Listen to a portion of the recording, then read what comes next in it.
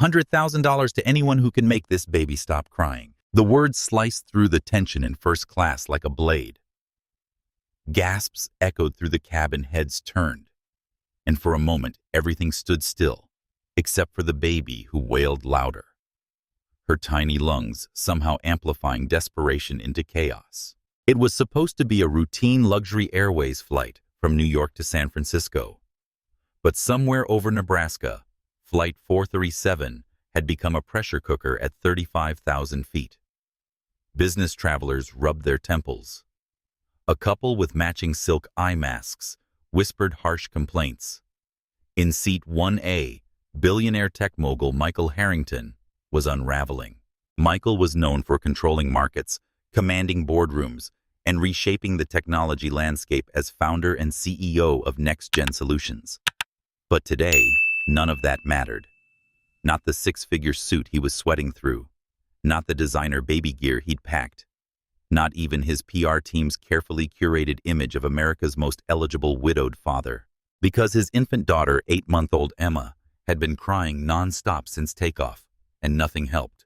Nothing. Not white noise. Not premium teething toys. Not even the organic pacifier designed by Swiss pediatric specialists. For over 2 hours, the cries tore through the cabin like a siren nobody could silence. The flight attendants had tried everything. The passengers had lost patience. And now a desperate billionaire had just offered more money than most people make in a year to anyone who could solve his problem. Before we continue this extraordinary story, where are you watching from? Drop your city or country in the comments. And if you believe in the power of unexpected expertise, tap that subscribe button. Because what happens next will challenge everything you think you know about privileged knowledge and who really deserves to be heard. Have you ever witnessed someone's expertise being dismissed simply because of how they looked or what job they held? Remember that feeling as we continue. Michael Harrington hadn't always been the kind of man who threw money at problems. Before building Next Gen Solutions into a $50 billion empire, he'd been a coding prodigy from Boston with nothing but student loans and ambitious ideas. At 38, he now controlled a tech ecosystem that powered everything from smart homes to global supply chains. The press called him the architect for his ability to see patterns and solutions where others saw only chaos. Forbes had him on their cover twice last year. Time named him among the 100 most influential people 3 years running. His net worth hovered around $9.4 billion, though he rarely checked the exact figure anymore. But for all his success, Michael's personal life had been marked by tragedy. 14 months ago, his wife Sophia had died from complications during childbirth, leaving him alone with their daughter Emma. The loss had shattered him in ways no business competitor ever could. His grief manifested as control, meticulous planning, exhaustive research, multiple backup systems. Emma's care regime was planned with military precision. He'd assembled a team of world-class nannies, pediatricians, nutritionists, and developmental specialists. Her nursery featured custom-regulated temperature-humidity controls and air filtration systems. Her diet was perfectly calibrated for optimal brain development. He'd even developed an app to track every detail of her daily routine. Yet for all his resources, Michael found himself completely helpless on this flight. The nanny had quit 2 days ago after he micromanaged one too many diaper changes. His usual private jet was grounded for maintenance, and an unavoidable board meeting in San Francisco couldn't be rescheduled. "Shh, Emma, please," he whispered. Bouncing her in rhythm patterns he'd read were soothing. His eyes were bloodshot, his perfect posture crumbling. A man accustomed to solving billion-dollar problems couldn't figure out why his daughter wouldn't stop crying. He checked her diaper again dry, offered the bottle rejected, tried the pacifier spat out immediately. The designer white noise machine ignored completely. Emma's face was beet red, her tiny fists clenched tight, her eyes squeezed shut as she screamed with an intensity that made his chest ache. "What's wrong? Please tell me what's wrong," he pleaded softly, his voice cracking. For a millisecond, a thought flashed through his mind. Sophia would have known what to do. She would have sensed it instinctively, the way she seemed to understand everything, without explanation. The thought of her made his throat tighten. Michael glanced around at the other passengers' judging eyes and felt something unfamiliar: incompetence. A hot flush of shame crept up his neck. He had built his reputation on solutions, on fixing what was broken. But he couldn't fix this. He couldn't decode his own daughter's needs. That's when desperation took over, leading to the offer no one expected: $100,000 to anyone who can make this baby stop crying. Think about it. Have you ever felt completely helpless, despite having every resource at your disposal? That moment, when money, power, and privilege suddenly mean nothing at all. The first-class cabin of Flight 437 had already been tense before Michael's outburst, but his desperate offer cracked the polished veneer of civility completely. "Is he serious?" a silver-haired investment banker in 2B muttered to his colleague, as if throwing money around will solve everything. Victoria Palmer, the A-list actress, known for her award-winning roles and carefully controlled public image, pressed her noise-canceling headphones tighter against her ears. She'd paid a premium for this seat precisely to avoid such disturbances. "This is unacceptable," she said loudly enough for the flight attendants to hear. "Some of us have appearances immediately after landing. I can't arrive sleep-deprived and with a migraine." Across the aisle, Diego Fernandez, the star quarterback for San Francisco, who'd boarded with a quiet nod and sunglasses, despite the evening departure, now leaned toward a flight attendant. "No disrespect," he said in a hushed tone, "but isn't there some kind of protocol for this situation? This is first class, not a daycare center." Rebecca Wilson, the senior flight attendant with 15 years of experience and an impeccable blonde bob, maintained her professional smile, while inwardly calculating how much longer they could continue without taking more drastic measures. This was her third attempt to help Michael, and she was running out of options. "Sir, perhaps we could try walking with her near the galley," she suggested, her practiced patience wearing thin. A woman in a designer business suit didn't bother lowering her voice. "Some people shouldn't travel with infants if they can't control them. Money clearly can't buy parenting skills." Several passengers had begun filming the situation. One executive with slicked-back hair and an expensive watch was narrating to his phone live from Luxury Airways, where apparently $9 billion can't buy peace and quiet. Another passenger, a young influencer with perfectly contoured makeup, was already typing a caption, "Add billionaire baby drama," unfolding in real time. "The rich are just like us, except when they're worse." Rebecca exchanged glances with her colleague, knowing the videos would be trending within minutes. The airline's social media team would be scrambling before they even reached Denver airspace.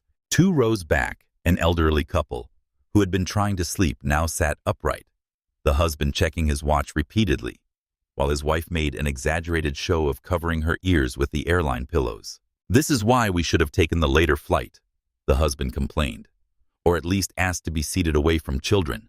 As Emma's cries intensified, reaching a pitch that seemed to vibrate the overhead bins, a businessman in an Italian suit stood up abruptly. "Look," he announced, to no one in particular, "I have 3 meetings tomorrow, worth potentially billions. I need rest. Can't you take the baby to the back of the plane or something?" Rebecca stepped forward. "Sir, please return to your seat. We're doing everything possible to resolve the situation." But the damage was spreading. The atmosphere had shifted from annoyance to outright hostility. Judgmental stares, performative sighs, passive-aggressive comments just loud enough to be heard. And in the center of it all, Michael Harrington, a man used to commanding respect in every room, sat holding his screaming daughter, looking more defeated with each passing minute. How quickly do we judge others in moments of struggle? Have you noticed how our empathy often disappears the moment our comfort is disturbed? While chaos unfolded in first class, Zara Johnson moved efficiently through the economy cabin, her practiced hands distributing drinks with a rhythm that came from years of balancing multiple demands at once. At 29, she carried herself with quiet dignity, her dark skin luminous even under the harsh cabin lighting, her curly hair pulled back into a neat bun, according to airline regulations. This wasn't even her regular job. Zara was a last-minute replacement called in when another flight attendant called out sick. The airline uniform was slightly too large, borrowed like her presence on this flight. Her real life was back in South Chicago, where she worked morning shifts at Sunrise Diner and nights at Lakeside Care Home, stretching every dollar to cover rent bills and her community college tuition. No one on this plane knew her story, how she'd lost her mother to aggressive breast cancer when she was just 17, leaving her to raise two younger siblings. No one knew about her brother Jamal, born with special needs that the doctors couldn't quite diagnose, who required therapies the family couldn't afford. No one knew how she'd been forced to abandon her nursing program scholarship when her mother died, choosing family responsibility over personal dreams. "Orange juice or water?" she asked a half-asleep passenger, her voice warm but efficient. She'd perfected this tone, professional enough to command respect, friendly enough to deflect the occasional rudeness that came with service jobs. Zara had learned early that the world treated her differently. As a black woman without formal credentials, she'd grown accustomed to having her intelligence underestimated, her knowledge questioned, her presence sometimes unwelcome. She navigated these realities with a resilience that had become second nature. Head-high emotions, controlled excellence, non-negotiable. Behind her practiced smile lay a sharp mind that absorbed information like a sponge. During those long nights caring for Jamal, she'd taught herself about sensory integration, developmental psychology, and neurological responses.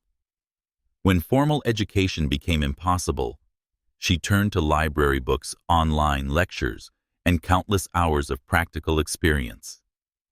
She could recognize signs most trained professionals missed, connecting dots through observation rather than textbooks. Her dream remained becoming a pediatric therapist, helping children like her brother. She kept a dog-eared notebook filled with case studies from her observations, children she'd encountered at the diner, the care home, and on flights. One day, she promised herself these notes would become research papers, maybe even a new approach to therapy. For now, though, she was Zara Johnson, economy-class flight attendant, invisible to most passengers except when they needed something. "Coffee refill?" she asked an elderly woman who hadn't bothered to look up from her magazine. "Cream, no sugar?" the woman replied without making eye contact. Zara poured with precision, then moved on. Her colleague, Elena Ramirez, a kind-hearted Hispanic woman in her 30s, leaned close as they passed in the narrow aisle. "You hear that baby in first class? Going on 2 hours now." "Rebecca's about to lose her mind," Elena whispered. Zara nodded. She'd heard the cries, different from normal baby fussiness. There was a pattern to the sound, a specific quality that triggered her memory. "Poor little thing," she murmured. "And poor parents, too." "Parent?" "Single dad," Elena corrected. "Some tech billionaire, offering money to anyone who can help." She rolled her eyes. As if that's the answer to everything. Zara continued her work, but her attention had shifted. She listened more carefully to the cries filtering back from first class, mentally cataloging the pitch, duration, and intensity. It reminded her of Jamal when he was overwhelmed, not just normal crying, but a specific distress signal most people misinterpreted. "Hey, you okay?" Elena asked, noticing Zara's distraction. Zara smiled reassuringly. "Just thinking." She didn't elaborate. Experience had taught her that offering unsolicited expertise often led to dismissal rather than appreciation, especially when that expertise came from a young black woman without credentials. So she continued her duties, efficiently navigating the economy cabin while the crisis in first class escalated. But her mind was working, analyzing, connecting patterns that others couldn't see. Because Zara Johnson had something no money could buy, the wisdom that comes only from living at the intersection of necessity and love. When was the last time you saw someone with incredible knowledge being overlooked simply because of their position or appearance? How often do we miss wisdom because it doesn't come in the package we expect? By hour 3, Flight 437 had become a suspended battlefield at 35,000 feet. Emma's cries had evolved from distressing to almost primal, a sound that seemed to scrape against the very walls of the aircraft. Michael Harrington had abandoned all pretense of control. His expensive jacket discarded his silk tie, loosened his hair, disheveled from running his hands through it repeatedly. Sir Rebecca Wilson approached again, her professional smile now strained to breaking point. "The captain has asked me to discuss options with you." Michael looked up, his eyes red-rimmed. "Options. If we can't resolve the situation." She lowered her voice. "We may need to consider an emergency landing in Denver. For the comfort and safety of all passengers." The implication hit him like a physical blow. They wanted to remove him, Michael Harrington, from the flight, like a problem passenger, like someone who didn't belong. "That won't be necessary," he said, his voice tight. "We'll manage." But Emma's renewed screams suggested otherwise. She arched her back suddenly, almost launching herself from his arms. He caught her, startled by the strength in her tiny body, and felt a wave of panic rising in his chest. Victoria Palmer had abandoned her seat to stand in the aisle, dramatically pressing a cold compress to her forehead. "This is beyond ridiculous," she announced to the cabin. "I have a contractual obligation to appear fresh at tomorrow's premiere. My lawyers will be contacting the airline." Diego Fernandez had his agent on the phone, speaking loudly about alternative transportation options from Denver to San Francisco. "I don't care what it costs. Get me on a private jet if they land this thing." The businessman in the Italian suit was now filming everything. "This will definitely be going to my millions of followers. Luxury Airways can't even handle a crying baby." Rebecca Wilson's colleague, a younger flight attendant named Tiffany, approached with another bottle. "Maybe try this formula. It's a different brand." Michael took it mechanically, though he knew it wouldn't help. He'd tried 4 different bottles already.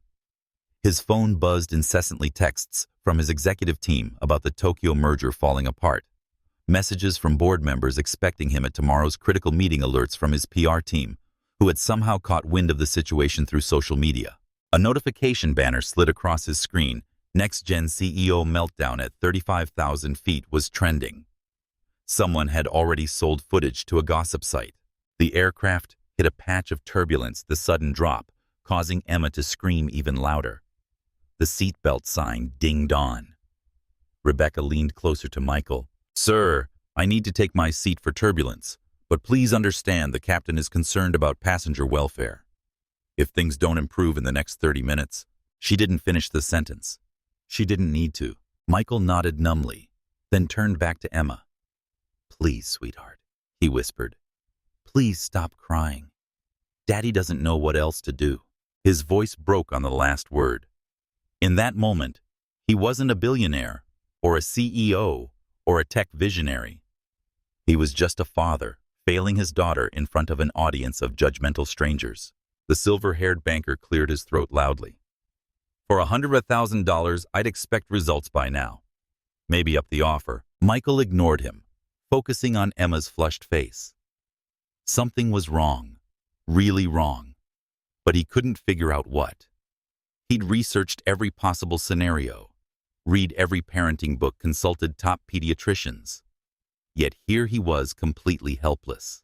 Francesca Diaz, the chief purser, now appeared at Rebecca's side, clipboard in hand. She glanced at Emma, then at Michael, her expression carefully neutral. What Michael didn't know was that she was documenting every detail of the situation for the airline's quarterly service review. "Mr. Harrington," she said quietly, "I understand you're doing your best, but we need to consider next steps if the situation continues." The message was clear. His money influence and status meant nothing here. In this metal tube, hurtling through the sky, he had become the problem everyone wanted solved. Emma screamed again, a sound so raw with distress that several passengers visibly winced. And Michael Harrington, the man who had solutions for everything, had none for his own daughter. Have you ever felt completely powerless in a situation you thought you should be able to control? That crushing moment when you realize all your advantages mean absolutely nothing. In the economy cabin, Zara Johnson's hands moved automatically through her service routine, but her mind was increasingly focused on the cries echoing from first class. These weren't normal baby cries. There was a pattern, a specific quality that triggered her memory. Rhythmic, intense wailing, followed by moments of breath holding. Then the pitch would change, becoming higher, before dropping again. It wasn't hunger. It wasn't a dirty diaper. It wasn't even typical colic. Zara had heard this exact sound pattern before years ago, when Jamal was just 6 months old. She remembered those endless nights trying everything the doctors suggested, nothing working until her mother discovered the real issue by accident. "Need anything else?" she asked a passenger, while straining to listen more carefully to Emma's cries. Elena sidled up next to her while retrieving an empty cup. "That poor baby sounds miserable." First class is about to revolt. "How old is the baby?" Zara asked quietly. "Around 8 months, I think." Rebecca said he's tried everything. Bottles, diapers, rocking.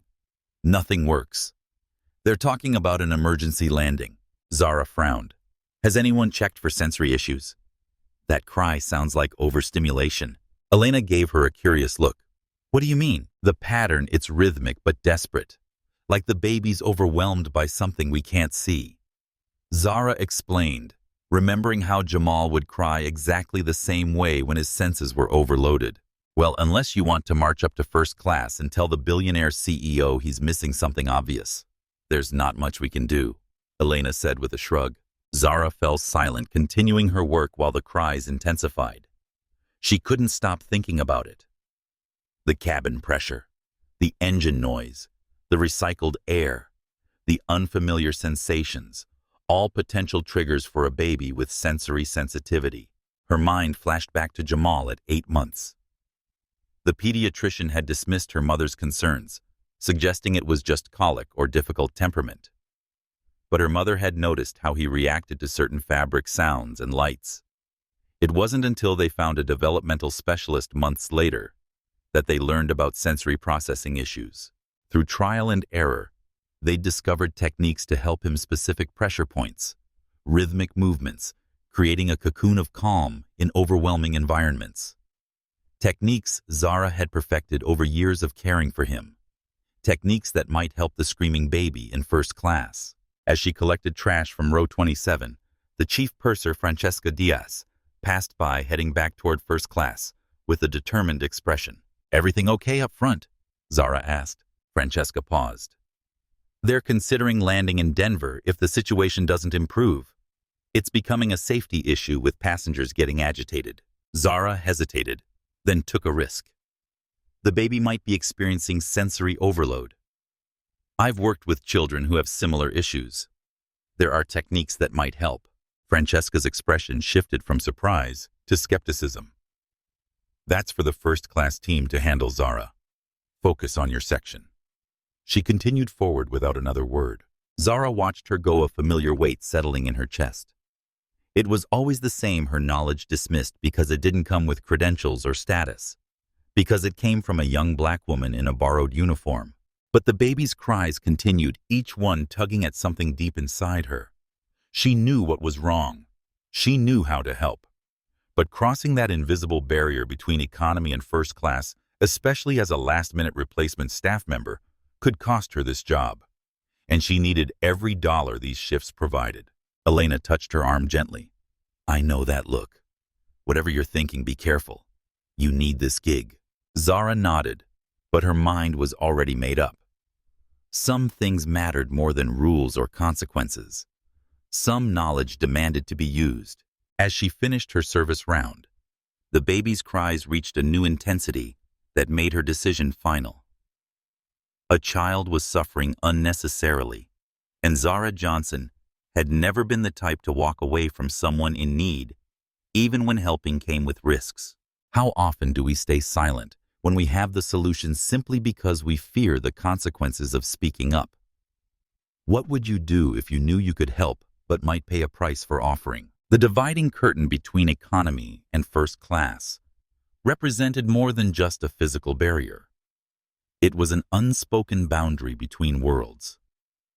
Zara stood before it, momentarily hesitant, as Emma's cries reached a fever pitch on the other side. She glanced down at her borrowed uniform, straightened her shoulders, and made her decision. Some boundaries existed to be crossed when necessary. As Zara pushed through the curtain, the contrast was immediate. Plush leather seats replaced cramped rows. Ambient lighting softened the cabin's harsh fluorescence. Crystal glassware gleamed where plastic cups had been. Even the air seemed different, less stale, more carefully filtered. The passengers' appearances changed too.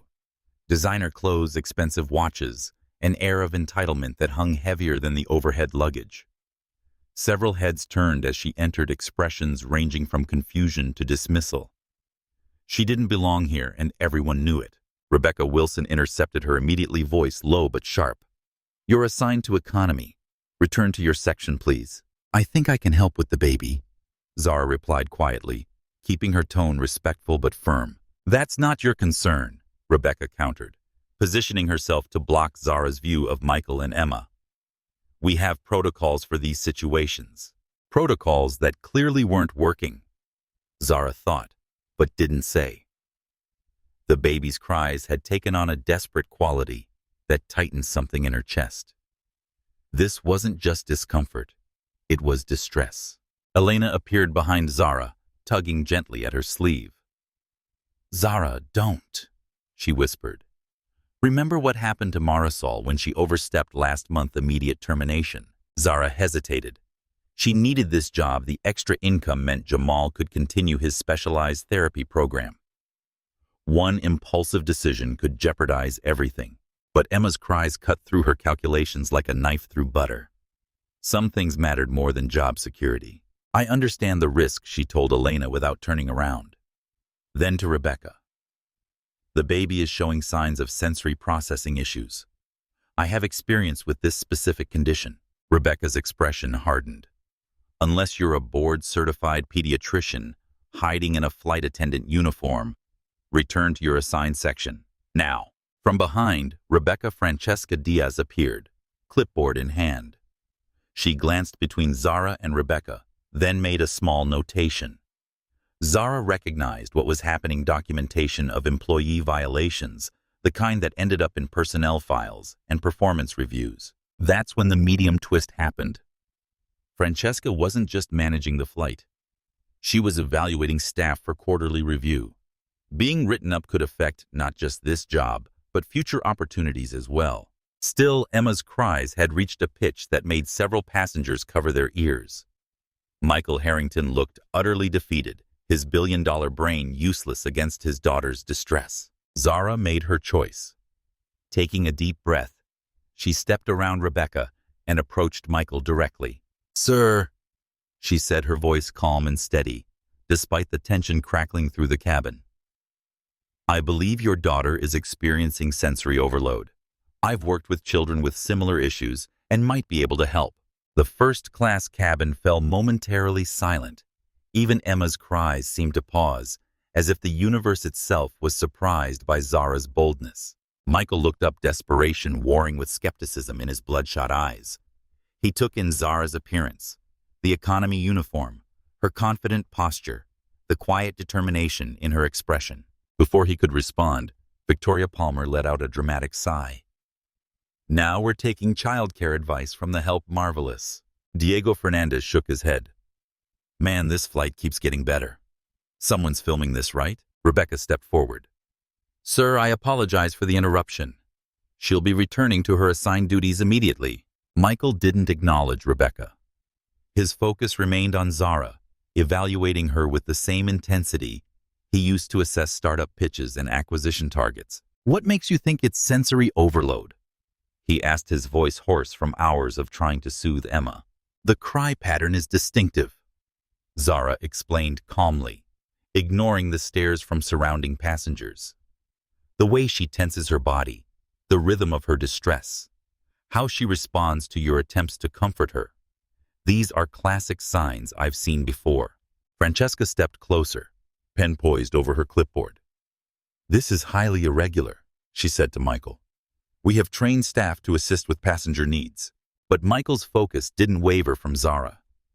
"You said you've worked with children like this. In what capacity?" It was the question Zara had dreaded, the credential check that usually ended with dismissal of her expertise. "Not professionally," she admitted. My younger brother has similar sensory challenges. I helped raise him after our mother passed away. A murmur rippled through the cabin. Someone snickered. Rebecca's expression said everything unqualified, overstepping inappropriate. But Zara stood her ground, refusing to be diminished. Sir, I understand if you'd prefer to wait for the emergency landing. But if you're willing, I believe I can help your daughter now. The cabin held its breath. In that suspended moment, Zara knew she had crossed a line that couldn't be uncrossed. Whatever happened next would change everything for better or worse. And as Emma's cries resumed with renewed intensity, Michael Harrington made a decision that surprised everyone, including himself. When was the last time you risked something important to do what you knew was right? Would you have the courage to cross that line? Let her try, Michael said, his voice cutting through Emma's cries and the cabin's tension. Rebecca Wilson stepped back, clearly blindsided. Sir, I must advise against this. This flight attendant is not authorized to— I don't care about authorization. Michael interrupted, the edge in his tone reminding everyone who he was. My daughter has been crying for 3 hours. Nothing has worked. If she thinks she can help, I want to hear what she has to say. Francesca Diaz made another notation on her clipboard, her expression unreadable. Zara remained steady, ignoring the stares boring into her from all directions. Victoria Palmer wasn't as subtle. Oh, this is rich, she said loudly enough for everyone to hear. The billionaire taking advice from the economy class staff. Someone alert the press. Oh, wait, they probably already know. A man in an expensive suit chuckled. Well, for $100,000, I'd let the janitor have a go too.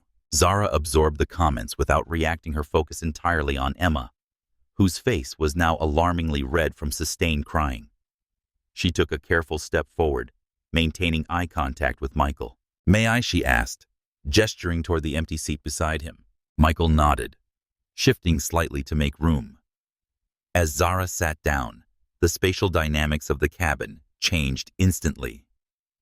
She was no longer standing before them, a servant awaiting instructions.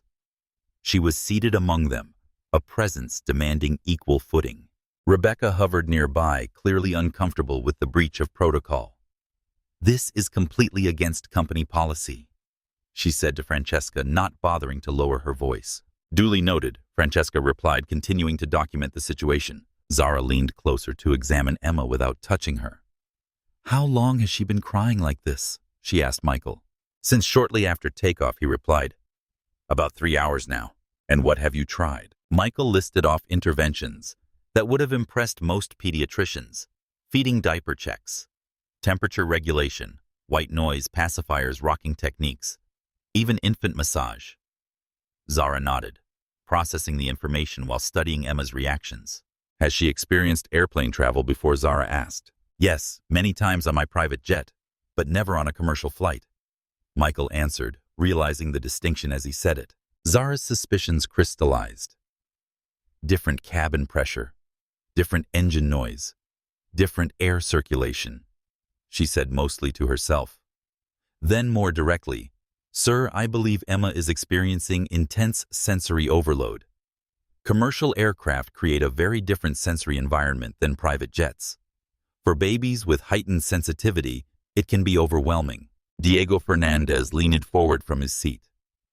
So the solution is what? A private jet. Great advice, really worth interrupting everyone's peace and quiet. Zara didn't acknowledge the sarcasm. Her attention remained fixed on Emma, who had momentarily reduced her crying to exhausted whimpers. I'd like to try something if you'll allow me, she said to Michael. It involves specific pressure techniques that can help regulate her nervous system. Michael hesitated, clearly weighing unknown risks against Emma's obvious distress. Rebecca seized the moment of uncertainty. Mr. Harrington, I strongly advise against allowing unauthorized personnel to handle your child. The airline cannot be responsible for any consequences. I'm not asking the airline to be responsible, Michael replied firmly. This is my decision. Zara felt the weight of the moment. What she was about to do could be considered completely inappropriate, a boundary crossed that could never be reestablished.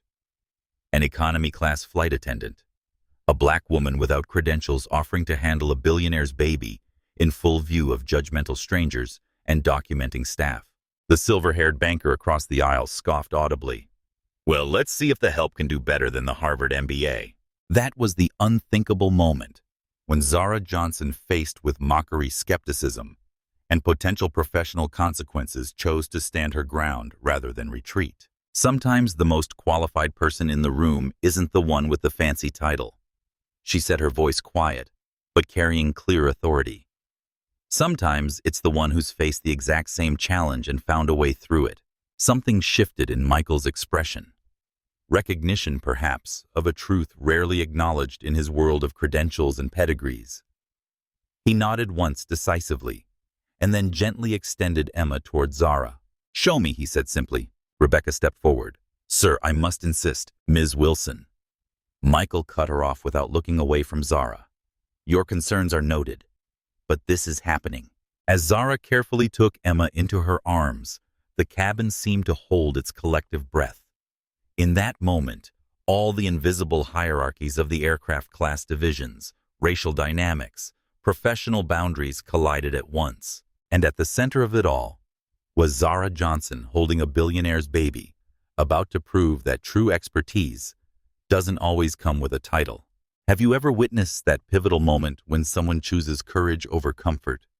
When they stand in their truth, despite all the voices telling them to stay in their place? Zara cradled Emma with a practiced confidence, her movements fluid and assured. Unlike the tentative way others had handled the crying infant, Zara's approach was decisive, each motion purposeful, each position intentional.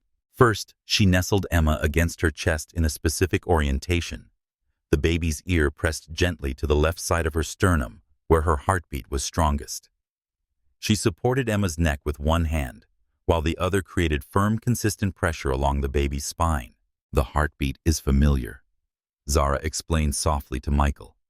"It mimics the womb environment and provides rhythmic sensory input that can help override the overwhelming stimuli."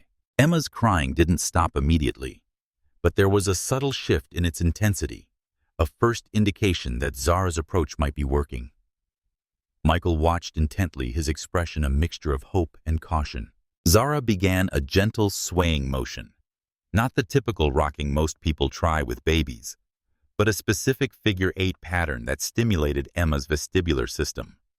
She hummed not a lullaby, but a low monotone sound that created vibrations against Emma's body. Babies with sensory processing sensitivity need organized input. She continued, her voice calm and confident. Random stimuli overwhelm them, but predictable rhythmic sensations help their nervous systems regulate. Emma's cries began to hiccup and stutter as Zara's methods started taking effect. The cabin remained silent, all eyes fixed on the unexpected scene unfolding in seat 1A. Next, Zara adjusted her position slightly now, applying gentle but firm pressure to specific points along Emma's back, neck, and skull, pressure points her grandmother had taught her mother, who had taught her when Jamal was small. "These are neural pathways connected to the parasympathetic nervous system," she explained to Michael. "The right pressure can activate the relaxation response, countering the fight or flight state she's been stuck in." With professional precision, Zara unwrapped Emma from the designer swaddle that had become twisted and ineffective. She examined the fabric with knowing fingers. "This material, though expensive, has a synthetic blend that might be irritating her skin," she noted. "Some babies with sensory issues react strongly to certain fabrics." She reached into her pocket and pulled out a simple cotton handkerchief, clean, soft, and well-worn. Without asking permission, she replaced the designer wrap with her own modest cloth, creating a snug but breathable cocoon around Emma's lower body, while leaving her arms free. "Partial swaddling," she explained, "gives security without triggering claustrophobia response. The cotton is natural fiber, less likely to cause skin irritation." Rebecca Wilson hovered nearby, clipboard-wielding Francesca at her side, both clearly uncomfortable with this breach of protocol, but unable to intervene now that Michael had given explicit permission. Victoria Palmer had stopped complaining and was now watching with reluctant fascination. Diego Fernandez had lowered his phone, his planned social media mockery forgotten, as he observed Zara's methodical approach. Emma's crying had reduced to occasional whimpers. Her tiny body, which had been rigid with distress for hours, began to relax incrementally against Zara's chest. "Now for the environmental modifications," Zara said, reaching carefully toward the overhead air vent. "Could you adjust this to minimal flow?" The constant air current on her skin might be part of the overstimulation. Michael complied immediately, reaching up to redirect the air vent.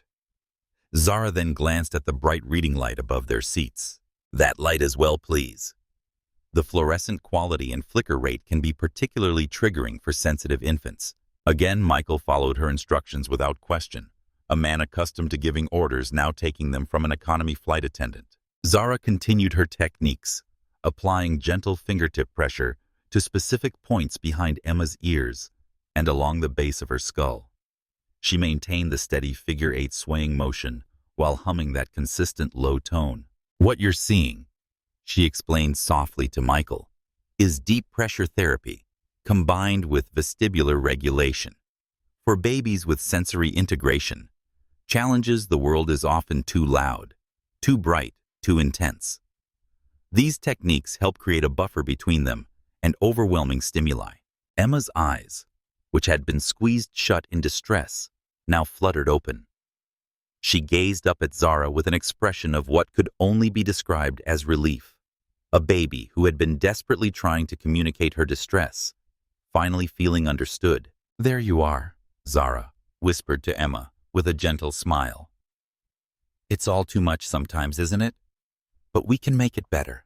The transformation continued minute by minute. Emma's breathing pattern normalized. The tension in her tiny muscles released. The frantic energy that had consumed her for hours gradually dissipated. And as the first-class cabin watched in astonished silence, Zara Johnson demonstrated a level of expertise that no credential could fully capture, the intuitive knowledge that comes from necessity, love, and lived experience. Michael Harrington, who had interviewed world-renowned experts and hired elite specialists, found himself humbled by the quiet competence of a woman society had taught him to overlook. In that moment, everything he thought he knew about expertise, about value, about who deserves to be heard, began to shift. Zara continued her ministrations, focused entirely on Emma, unconcerned with the audience around them. Because this wasn't about proving a point or gaining recognition. This was about helping a child in distress, the only motivation that had ever mattered to her. Think about the wisdom that exists in unexpected places. How many solutions to our problems might be hiding in plain sight in the hands and minds of those we've been conditioned to overlook? 8 minutes after Zara had taken Emma into her arms, the impossible happened. The baby, who had screamed ceaselessly for more than 3 hours, fell completely silent. Her tiny chest rose and fell in the steady rhythm of peaceful breathing. Her fists, which had been clenched in distress, now relaxed, one small hand curling instinctively around the edge of Zara's uniform. The silence that descended upon the first-class cabin was profound, almost reverent.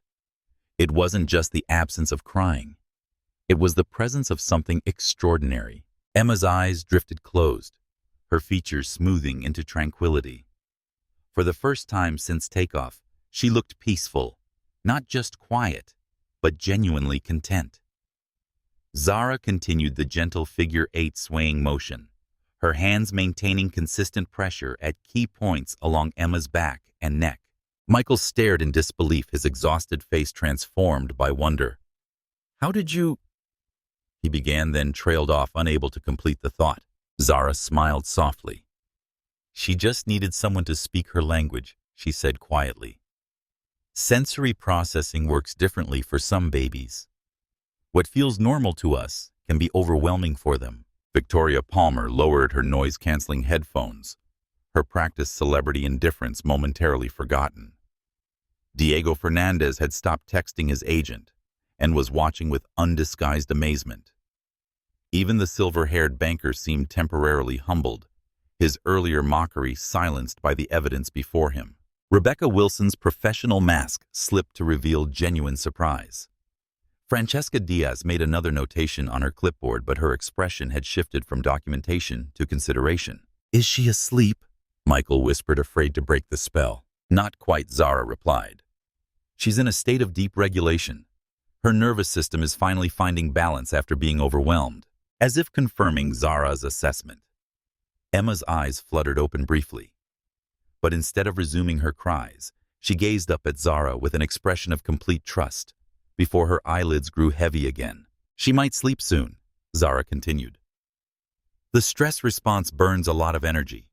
Her body needs recovery time. Michael nodded, absorbing this information with the same intensity he brought to high-stakes business negotiations. Can I? He gestured tentatively, asking permission to touch his own daughter. Of course, Zara said. Just maintain consistent pressure when you make contact. Avoid light tickling touches. They can trigger sensory pathways that are already overstimulated. With careful guidance from Zara, Michael placed his hand on Emma's back, applying gentle but firm pressure. Emma stirred slightly, but remained calm. That's perfect, Zara encouraged. She needs to feel secure, grounded.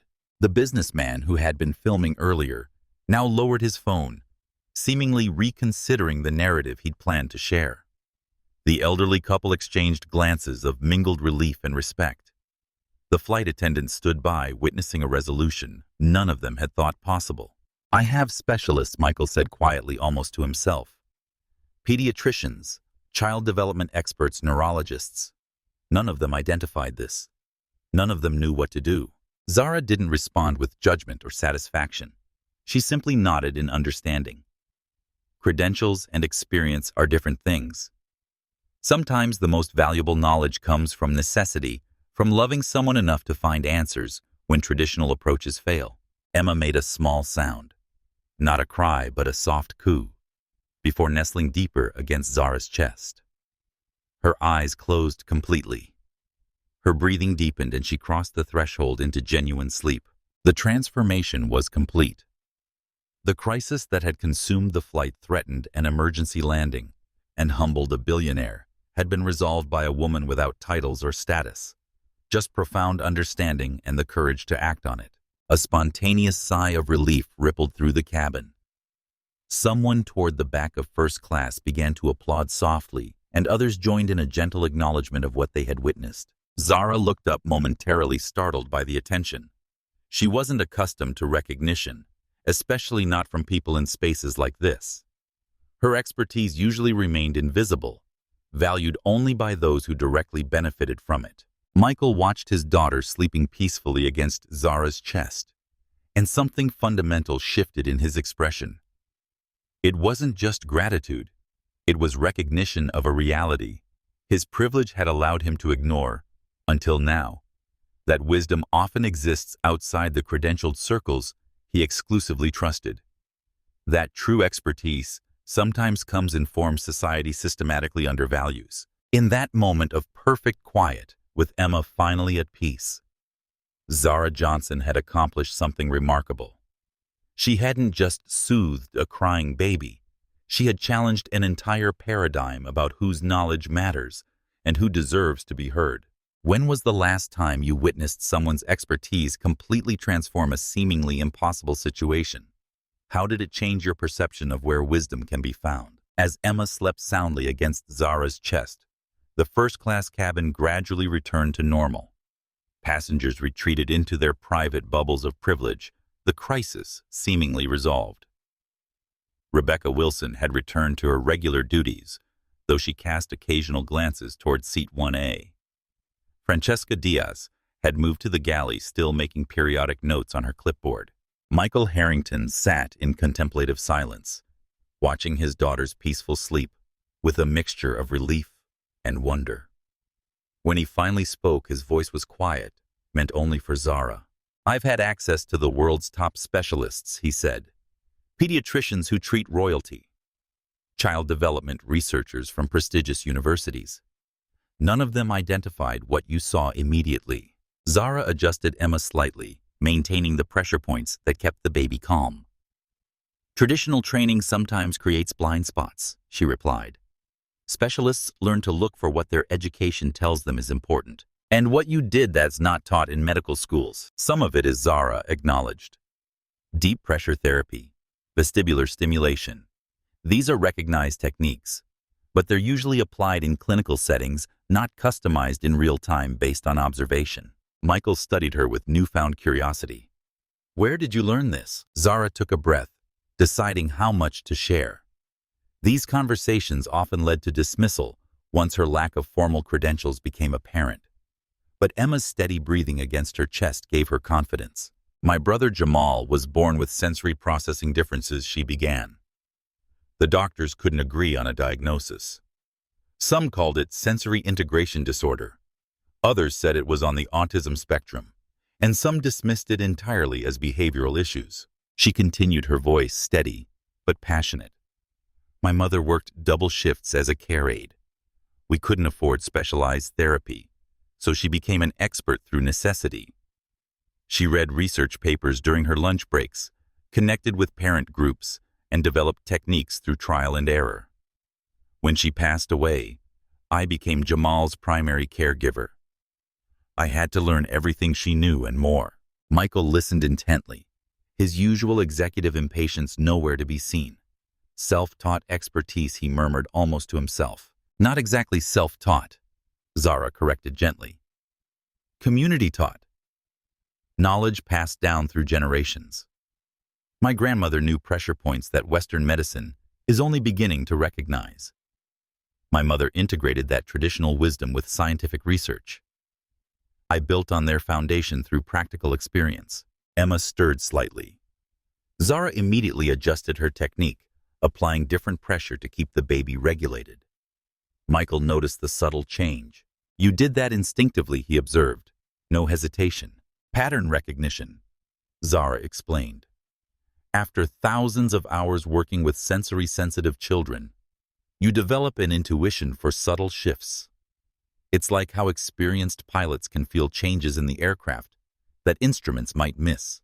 A moment of understanding passed between them. Two people from vastly different worlds finding common ground in their appreciation for expertise, however differently it had been acquired. I was arrogant, Michael admitted unexpectedly. After Sophia died, I thought I could apply the same methods that made me successful in business. Research resources hire the best. I created spreadsheets tracking Emma's development, installed monitoring systems in her nursery, assembled a team of specialists.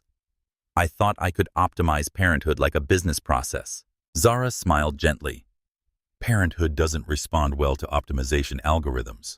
Clearly, Michael agreed with a self-deprecating laugh that quickly sobered.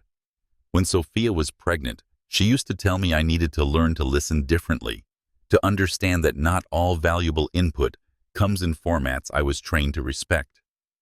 I thought I was listening, but today proved otherwise. He looked directly at Zara, really seeing her, perhaps for the first time. You knew exactly what Emma needed when no one else did, not me, not the flight staff, not all the experts I've consulted. And the only reason I almost missed that knowledge was because of where it came from. Zara met his gaze steadily. That happens more often than you might think, especially to women of color without formal credentials.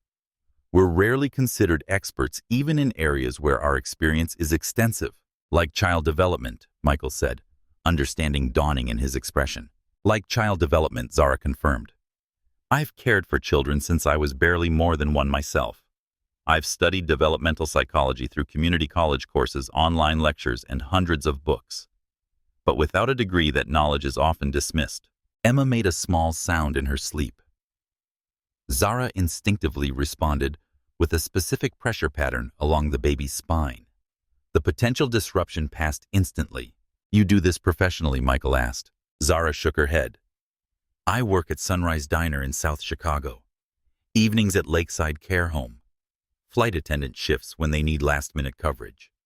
Whatever pays the bills and helps support my brother's needs. The contrast between her expertise and her employment options hung in the air between them, an unspoken commentary on a system that often fails to recognize and reward knowledge that doesn't come through traditional channels. What would you do?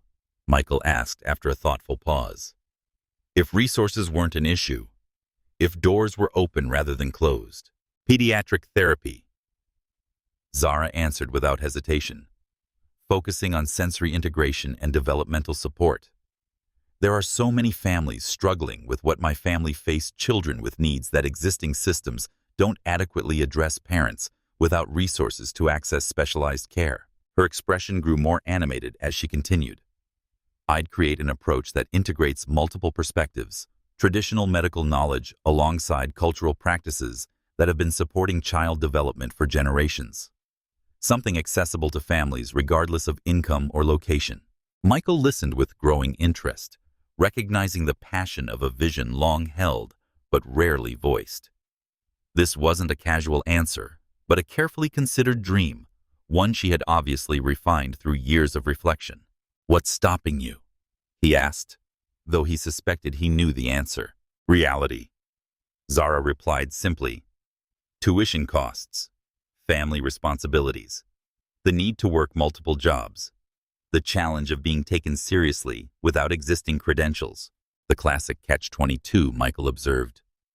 You need credentials to be taken seriously, but you need to be taken seriously to get the opportunity to earn credentials. Zara nodded, surprised by his understanding. Exactly. As their conversation continued, the artificial hierarchies that had initially defined their interaction gradually dissolved. They were no longer billionaire and service worker, but two people connected by a sleeping child and a shared recognition of what truly constitutes expertise.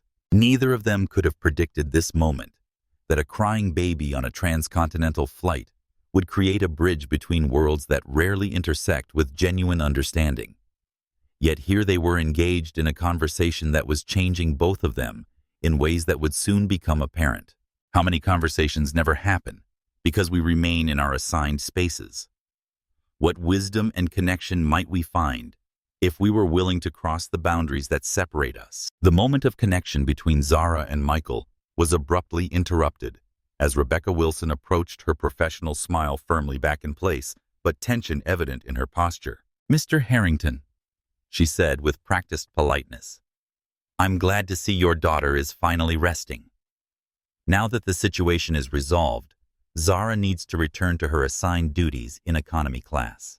Before Michael could respond, Rebecca turned to Zara. "Ms. Johnson, Francesca would like to speak with you in the galley immediately." The implication was clear. The breach of protocol would not go unaddressed. Zara nodded carefully, beginning to transfer the sleeping Emma back to her father. "Keep the pressure consistent as we switch," she instructed Michael quietly. "And maintain the partial swaddle with the cotton cloth rather than the synthetic one." Michael followed her guidance, though concern flashed across his face as he registered the subtle shift in cabin dynamics. The crisis might be over, but consequences were clearly looming. As Zara gently completed the transfer, Emma stirred, but remained asleep. Her tiny hand now curled around her father's finger instead of Zara's uniform. "Thank you, Michael," said the simple words carrying weight beyond their conventional meaning. Zara smiled briefly before following Rebecca toward the galley at the front of the first-class cabin. She walked with dignity, back straight, head high, though she was acutely aware of the eyes tracking her movement, some curious, some dismissive, some reassessing their initial judgments.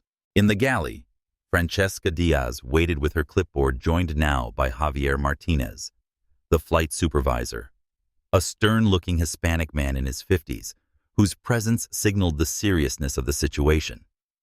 The small space felt suddenly crowded, the power dynamics obvious in how they positioned themselves, 3 airline staff in authority, facing one subordinate. "Ms. Johnson," Francesca began formally, "you directly violated multiple company protocols today. You left your assigned work area without authorization, entered the first-class cabin without clearance, and involved yourself in a passenger situation you were explicitly instructed to avoid." Zara remained calm, hands clasped in front of her. "I recognized a child in distress and offered assistance that proved effective." "That's not the point," Javier cut in, his tone clipped. "The point is chain of command and adherence to established procedures. You were told by your direct supervisor to return to your section. You chose to ignore that instruction." Rebecca nodded in agreement. "We have trained staff assigned to first class for a reason. Your actions undermined our authority and created confusion about proper protocols." Zara took a measured breath. This was the medium twist she had anticipated, but hoped to avoid the moment when her expertise would be eclipsed by procedural concerns, when helping a child would be reframed as insubordination. Expertise doesn't wear a uniform, she said quietly, but firmly. I understood the protocols. I also understood that a baby was suffering unnecessarily, and I had knowledge that could help. Sometimes human needs must take precedence over procedural rules. Francesca's pen moved across her clipboard, documenting Zara's response. That's not your determination to make. Luxury Airways has specific guidelines about passenger interactions, particularly with high-profile clients and their children. You put the company at significant liability risk. The baby is now sleeping peacefully, Zara pointed out. The situation that was threatening an emergency landing has been resolved through unauthorized means, Javier countered. You aren't certified in childcare or pediatric medicine. What if something had gone wrong? The airline could have faced serious legal consequences. The irony wasn't lost on Zara. Her expertise was simultaneously being erased and exploited. They were relieved the crisis was over, but unwilling to acknowledge the legitimacy of the knowledge that had solved it. Ms. Johnson. Francesca continued, her tone softening slightly, but remaining firm. This incident will be documented in your employment record. You were called in as emergency coverage, which makes this situation particularly disappointing. Future opportunities with Luxury Airways may be impacted. The implication was clear, a potentially significant financial loss for someone who depended on every shift. Zara felt a familiar weight settling in her chest, the same one she'd felt countless times when her knowledge was deemed less important than her compliance. I understand, she said, simply refusing to apologize for doing what she knew was right. Rebecca appeared slightly uncomfortable now, perhaps recognizing the harshness of the response given the positive outcome. You should return to economy now. Elena has been covering your section alone. Zara nodded, turning to leave the oppressive space of the galley. But as she reached the curtain, a voice stopped her. Excuse me. Michael Harrington stood there, Emma still sleeping peacefully in his arms. He had clearly overheard at least part of the conversation. Is there a problem here? He asked, his tone neutral, but his presence undeniably commanding. Francesca's demeanor shifted instantly. Not at all, Mr. Harrington. We're simply reviewing standard protocols with our staff. Protocols? Michael repeated the word, hanging in the air like a question. You mean you're disciplining Ms. Johnson for helping my daughter when no one else could? Javier stepped forward, adopting his most diplomatic tone. Sir, there are established procedures for passenger assistance, particularly involving children. Ms. Johnson bypassed these procedures, creating potential liability issues. The only liability issue I observed, Michael replied evenly, was the potential emergency landing that would have cost your airline hundreds of thousands of dollars and created significant delays for everyone on board. Ms. Johnson prevented that outcome. While we appreciate her assistance, Francesca interjected smoothly, we have to maintain consistent standards for all staff. It's a matter of professional conduct. Michael's expression remained calm, but something in his eyes hardened. Professional conduct, he echoed. Like ignoring a passenger with specialized knowledge that could help a situation. Like prioritizing hierarchy over passenger welfare. That kind of professional conduct. The three airline staff exchanged uncomfortable glances, suddenly uncertain of their position. This was the large twist. They hadn't anticipated the high-value passenger they were supposedly protecting was now challenging their authority. Sir Javier tried again. We value your feedback, but internal staff management is. Let me be clear. Michael interrupted, his voice quiet, but carrying unmistakable authority. Ms. Johnson demonstrated exceptional expertise and judgment today. She resolved a crisis that your trained staff could not. If that warrants discipline rather than recognition in your organization, I'd be very interested to discuss that perspective with your corporate leadership. The implicit threat hung in the air.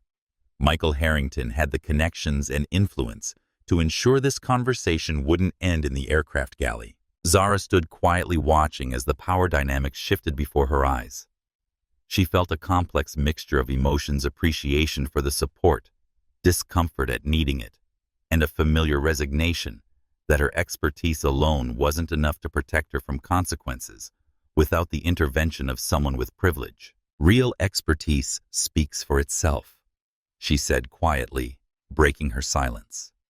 Today, it spoke through a baby who finally found peace after hours of distress. But the biggest surprise was yet to come. What none of them realized was that Amanda Taylor, the airline's regional director, was seated in 5D, observing the entire interaction. She had been on board since takeoff, conducting an unannounced service evaluation. Now she watched with keen interest as one of the company's most valuable customers defended an economy-class flight attendant against management's disciplinary action. The confrontation in the galley represented far more than a procedural dispute. It was a collision of worlds, privilege versus necessity, credentials versus experience, institutional power versus individual knowledge. And as Michael Harrington continued to advocate for Zara Johnson, the balance of power began to shift in ways that would have lasting consequences beyond this single flight. Have you ever been caught between following rules and doing what's right?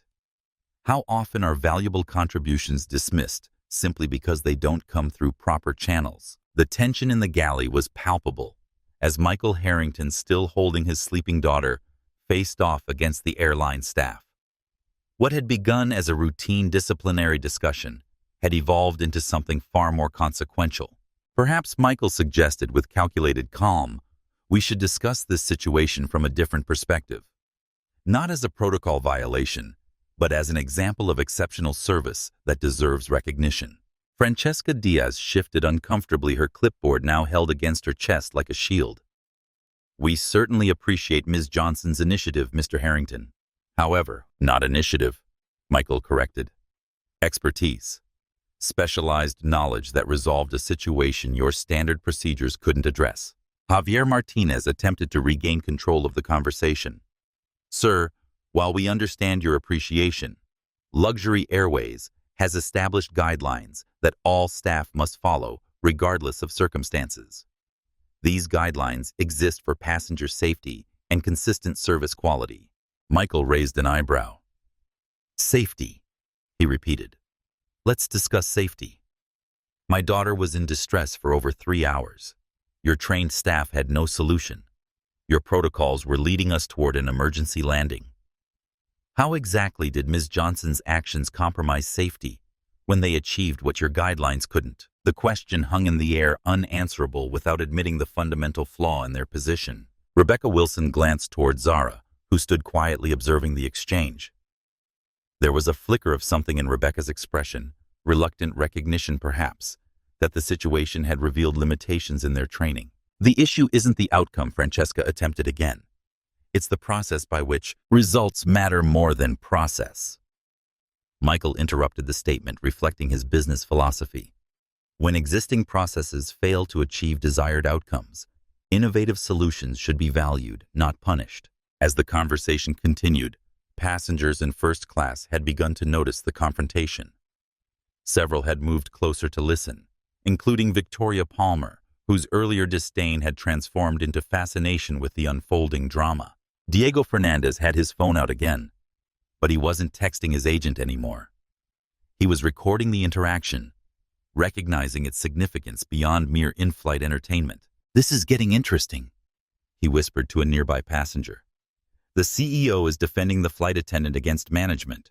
The silver-haired banker who had mocked Zara earlier now watched with newfound respect. The businessman who had threatened to post complaints on social media was instead composing a very different message about leadership and recognizing talent regardless of position. From seat 5D, Amanda Taylor, the airline's regional director, whose presence remained unknown to the staff, observed everything with keen professional interest. What had begun as a routine service evaluation had evolved into a case study in crisis management leadership and the recognition of non-traditional expertise. Michael shifted Emma slightly in his arms, his voice remaining measured but firm. "Let me be absolutely clear. Ms. Johnson demonstrated exceptional skill that directly benefited your airline, your passengers, and most importantly, My daughter. If your response is disciplinary action rather than recognition, I will be forced to reconsider my company's relationship with Luxury Airways. The implication landed heavily. Next Gen Solutions' corporate travel account represented millions in annual revenue for the airline. Javier's expression tightened. Mr. Harrington, we value your business immensely, but we cannot allow passengers, even our most valued ones, to dictate internal staff management decisions. I'm not dictating, Michael replied coolly. I'm providing feedback as a customer who witnessed exceptional service being mischaracterized as insubordination. How you respond to that feedback is, of course, your decision. Throughout this exchange, Zara remained silent, her posture dignified despite the uncomfortable position of being discussed as though she weren't present. She had experienced versions of this scenario before, her expertise acknowledged only when validated by someone with privilege, her value determined by others rather than recognized inherently. Real expertise speaks for itself, she said quietly, breaking her silence. Today it spoke through a baby who finally found peace after hours of distress. A subtle shift occurred in the galley as first-class passengers began to vocally support Michael's position. The young lady solved the problem when no one else could, the elderly woman stated firmly. I'd call that exemplary service. I've been flying Luxury Airways for 20 years, added the businessman in the Italian suit. I've never seen such effective problem-solving from your staff. Even Victoria Palmer weighed in unexpectedly. I was admittedly frustrated earlier, she acknowledged, but what I witnessed was genuinely impressive. That level of expertise should be commended, not censured. Not everyone was converted, however. The silver-haired banker still maintained a skeptical expression. Let's not get carried away with sentiment, he muttered to his colleague. Rules exist for a reason. The collective support created a turning point in the confrontation. Francesca glanced at Javier, silently communicating the changing dynamics. Rebecca's professional mask slipped further, revealing uncertainty about their position. Michael sensed the shift and pressed his advantage. Perhaps there's a constructive resolution here. Rather than documenting this as a protocol violation, record it as an exceptional service moment that deserves recognition. Use it as a case study in your training programs about recognizing and utilizing diverse expertise among your staff. His suggestion offered a face-saving compromise, a way for management to retreat without appearing to capitulate entirely. Before anyone could respond, a new voice entered the conversation. I think that's an excellent suggestion. All heads turned toward Amanda Taylor, who had risen from her seat and now approached the galley. Her airline executive pin gleamed on her lapel, immediately altering the power dynamics once again.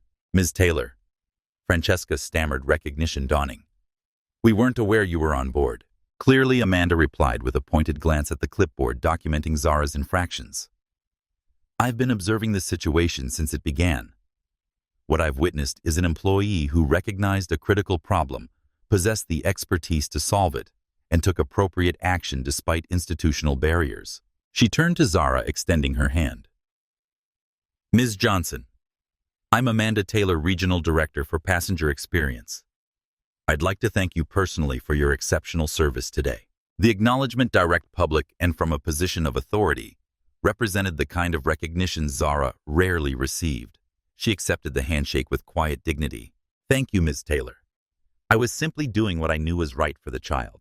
Amanda nodded, then addressed Francesca and Javier. I'll be taking over this matter personally. Please return to your regular duties.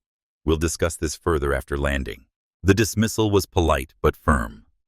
The two supervisors retreated, leaving Rebecca, who hesitated before speaking. For what it's worth, she said to Zara, what you did was impressive. I apologize for not recognizing your expertise sooner. The acknowledgement, though late, was sincere. Zara nodded in acceptance as Rebecca returned to her duties. Amanda turned to Michael. Mr. Harrington, Luxury Airways appreciates your feedback. Rest assured this situation will be addressed appropriately. I'm glad to hear it, Michael replied, then glanced at Zara. Though I believe Ms. Johnson deserves more than just avoiding disciplinary action. True recognition of exceptional talent should include opportunities for advancement. His statement contained implications beyond the immediate situation, a subtle acknowledgement of the structural barriers that had confined Zara's expertise to service roles despite her capabilities. Amanda seemed to understand the deeper message. I couldn't agree more, Mr. Harrington. In fact, I'd like to continue this conversation after we land. As the crowd dispersed and normal flight operations resumed, Zara found herself in an unexpected position. Her knowledge publicly validated her expertise, acknowledged by those in authority. Yet the experience was bittersweet. While gratified by the recognition, she was acutely aware that it had required a billionaire's intervention to legitimize what should have been self-evident, that expertise isn't determined by title, privilege, or position, but by demonstrated ability and results. As she prepared to return to economy class, Michael stopped her.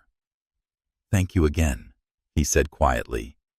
Not just for helping Emma, but for reminding me of something I should have already known, that wisdom often comes from unexpected sources, if we're humble enough to recognize it. Zara nodded, a small smile touching her lips. Sometimes the most valuable knowledge comes from necessity rather than opportunity.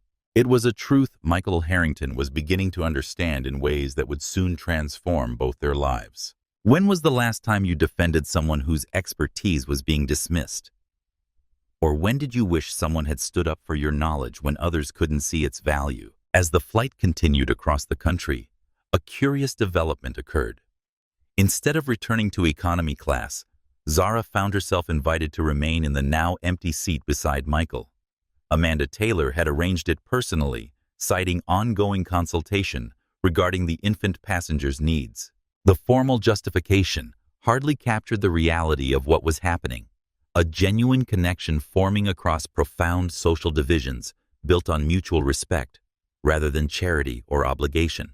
Emma continued to sleep peacefully, occasionally stirring only to be soothed by the techniques Zara had taught Michael. The crisis that had dominated the first half of the flight now seemed distant, though its impact continued to unfold in the quiet conversation between two people from vastly different worlds. Tell me about your brother, Michael said, as the plane cruised somewhere over Colorado. Jamal, right? You mentioned he has sensory processing challenges. Zara nodded, surprised by his genuine interest. He's 22 now, brilliant with patterns and music, but struggles with environmental overstimulation. The formal diagnosis kept changing, depending on which specialist we could afford to see. That must have been difficult without consistent care, it was Zara acknowledged. But it also forced us to become experts ourselves. My mother used to say that necessity makes better teachers than any university. Michael smiled at that. Your mother sounds like a remarkable woman. She was, Zara confirmed, a flicker of old grief crossing her features. Cancer took her when I was 17. She fought it while working double shifts at the care home, refused treatments that would have prevented her from providing for us. By the time she accepted more aggressive options, it was too late. The tragedy hung in the air between them. The reality of healthcare decisions driven by financial necessity rather than medical best practices. After she passed, Zara continued. After a moment, I had choices to make. I had a nursing scholarship, but Jamal and my younger sister needed me. The system wasn't designed for our situation, 3 black kids from South Chicago with no parents and limited resources. Michael listened intently, absorbing a reality fundamentally different from his own privileged experience. What happened to your father? In and out of our lives, Zara said simply. More out than in. Last I heard, he was in Milwaukee with a new family. She didn't elaborate further, and Michael didn't press. Some absences explained themselves. So you became their guardian, he observed instead. Officially for my sister until she turned 18.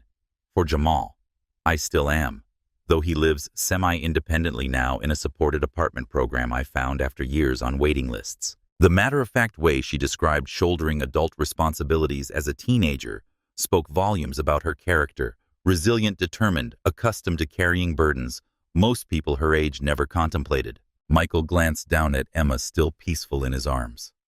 I've struggled as a single parent with every advantage: wealth, support staff, flexible schedule.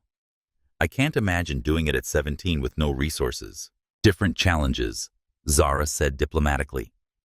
Money solves certain problems, but creates others. Having resources doesn't automatically translate to knowing what your child needs. The observation wasn't judgmental, but insightful, an acknowledgement that privilege and wisdom don't necessarily correlate. Michael nodded thoughtfully. After Sophia died, I approached parenthood like a business problem research resources expert consultation. I created spreadsheets tracking Emma's development, installed monitoring systems, assembled a team of specialists. I thought I could optimize the process. But children aren't optimization problems, Zara offered gently. Exactly what Sophia would have said. Michael agreed with a sad smile. She understood the limitations of my approach. She used to tell me that parenthood requires a different kind of intelligence. Emotional, intuitive, adaptive.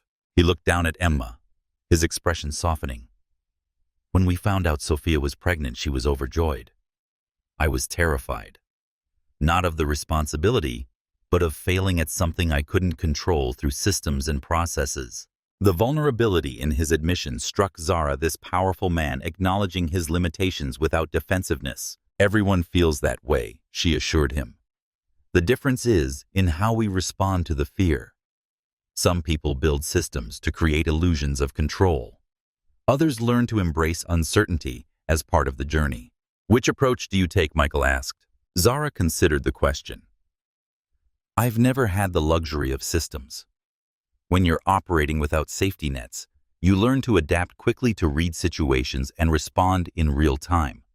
That's what you saw today with Emma pattern recognition. Adaptive response solutions built on observation rather than predetermined protocols. Michael nodded, understanding dawning in his expression. That's what makes your expertise so valuable. It's been forged through necessity rather than theoretical training. Exactly. Zara agreed. There's value in formal education, absolutely. But there's equal value in knowledge developed through lived experience, especially when that experience involves solving problems with limited resources. Their conversation flowed naturally, despite their differences. A billionaire CEO and an economy-class flight attendant finding common ground in their shared humanity and mutual respect for different forms of intelligence. As the discussion continued, Michael shared more about his background, his working-class roots before tech success, his relationship with Sophia, his struggles with grief and single parenthood. Zara spoke about her educational aspirations, her approach to Jamal's care, and her observations about developmental support systems. What emerged was a connection based not on charity or momentary gratitude, but on genuine recognition of each other's value. Michael acknowledging Zara's expertise despite her lack of credentials. Zara recognizing Michael's sincerity despite his privilege. You know, Michael said after a particularly insightful comment from Zara about sensory integration therapy, you speak about these topics with more clarity and practical understanding than most of the credentialed experts I've consulted. Experience is a powerful teacher, Zara replied. When your brother's well-being depends on your understanding, you learn quickly and thoroughly. Have you considered pursuing formal education in this field? Michael asked. With your practical knowledge as a foundation, you could make significant contributions to developmental therapy. Zara's expression reflected both aspiration and resignation. Consider it constantly. I take community college courses when I can afford them, attend free lectures, read research papers during breaks at work.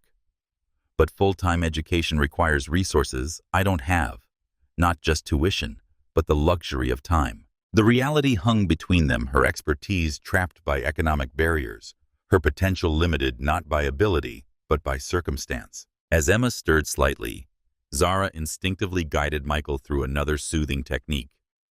The ease with which he followed her instruction demonstrated how quickly he'd come to trust her knowledge, a significant shift for a man accustomed to questioning even credentialed experts. In that moment, watching Michael apply her techniques with growing confidence, Zara felt a satisfaction beyond the immediate situation. This wasn't just about helping one child on one flight. It was about knowledge transfer expertise being recognized, respected, and replicated, regardless of its source. And as the connection between them deepened through honest conversation, Neither could have anticipated how this chance encounter would soon transform both their lives in ways that transcended the usual boundaries of class, race, and opportunity. Have you ever formed a meaningful connection with someone from a completely different background? How did that relationship change your perspective on what really matters? 3 hours into their conversation, as the flight began its gradual descent towards San Francisco, Michael shifted Emma to his other arm and turned to face Zara more directly. His expression had changed, the grateful father replaced by the calculating CEO, though without the coldness that often accompanied his business persona. "I've been thinking," he began, his tone measured, "about expertise, about potential, about opportunity." Zara recognized the shift in his demeanor. This was Michael Harrington, the strategist, the visionary who built a tech empire from concept to reality. She waited, curious but cautious. "Next Gen Solutions has a subsidiary called Sunlight Children's Centers," he continued. "We acquired it 3 years ago as part of our corporate social responsibility initiative. It operates 28 early childhood development facilities across the country, with a focus on innovative approaches to developmental support." He paused, gauging her reaction. Zara maintained her composed expression, though her mind was already connecting the dots toward his likely destination. "The centers are excellent by conventional standards," Michael went on. "State-of-the-art facilities, credentialed staff, evidence-based methodologies. But they're missing something critical, the kind of intuitive, experience-based expertise you've demonstrated today." Emma stirred slightly. Without breaking eye contact with Michael, Zara reached over to adjust the baby's position, applying gentle pressure to specific points that immediately settled her back to sleep. The seamless intervention underscored his point more effectively than words could have. "I'd like to offer you a position," Michael stated directly. "Not as charity or gratitude for today, but as recognition of exceptional expertise that our organization needs." Zara's carefully maintained composure faltered slightly. "What kind of position?" "Developmental specialist, focusing on sensory integration at our San Francisco center, with opportunities to help shape methodology across all locations. Full salary and benefits. Flexible schedule to accommodate continued education." The offer hung in the air between them. Unexpected, life-altering, almost too perfect to be credible. Zara's expression remained neutral, though her mind raced with both possibilities and concerns. "That's very generous," she said carefully. "But I don't have the formal qualifications your HR department would typically require." Michael smiled slightly. "I'm aware of that. I'm also aware that traditional qualification requirements often exclude the most innovative thinkers and experienced practitioners. As CEO, I have some latitude to recognize exceptional talent through non-traditional pathways." His phrasing was deliberate, recognizing talent, rather than offering charity, acknowledging expertise, rather than creating a token position. Still, Zara hesitated. "I appreciate the opportunity," she said thoughtfully. "But I have responsibilities in Chicago. My brother's support system is there. My sister is finishing her degree at Chicago State. Uprooting my life would impact more than just me." Michael nodded, respecting her priorities, rather than dismissing them. "I understand family commitments. The position could be structured to accommodate transitions, perhaps beginning with consultation, while maintaining your Chicago base, then phasing toward relocation, if and when it makes sense for your family situation." The thoughtfulness of his response, acknowledging her reality, rather than expecting immediate capitulation to opportunity, surprised Zara. Most people in positions of power presented options as take-it-or-leave-it propositions, with little regard for the complex lives of those with fewer choices. "There's another aspect to consider," Michael continued. "Education. Sunlight has partnerships with several universities, including Stanford and Berkeley. Staff members receive tuition benefits for relevant degree programs. Your practical expertise combined with formal credentials would be invaluable to our organization, and I suspect to your long-term goals." The educational component shifted the calculus significantly. Access to prestigious universities' institutions that would typically remain beyond her reach regardless of ability, represented opportunity beyond immediate employment. Still, a lifetime of seeing initial promises evaporate had taught Zara caution. "This sounds extraordinary," she acknowledged. "Almost too good to be true," which in my experience often means it is. Rather than taking offense, Michael appreciated her pragmatism. "A reasonable concern. I'm not asking for an immediate decision. Take time to research Sunlight, consult with your family. Consider all implications. I'll have my team provide detailed information about the position benefits, educational opportunities, and transitional support." His approach, respecting her agency, rather than expecting grateful acceptance, further distinguished this offer from the patronizing charities Zara had occasionally encountered from well-meaning privileged individuals. "May I ask a direct question?" Zara inquired, meeting his gaze steadily. "Of course. Is this a position created specifically for me, or does it serve a genuine organizational need?" The question cut to the heart of her concern, whether this was substantive opportunity or elaborate charity disguised as merit recognition. Michael appreciated the directness. "Both, if I'm being completely honest.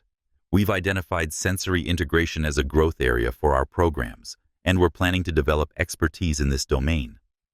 Your specific skills accelerate our timeline and bring practical knowledge our academically trained staff often lack. So, yes, the timing is influenced by our meeting, but the organizational need is genuine and pre-existing." His transparency reassured her. This wasn't just a billionaire's impulsive gesture, but a considered opportunity aligned with organizational strategy. "What about my lack of credentials?" she pressed. "Won't that create friction with your existing staff?" Initially, perhaps, Michael acknowledged. Credentialism runs deep in professional environments, but results speak louder than diplomas. Your expertise will establish your value quickly, as it did today on this flight.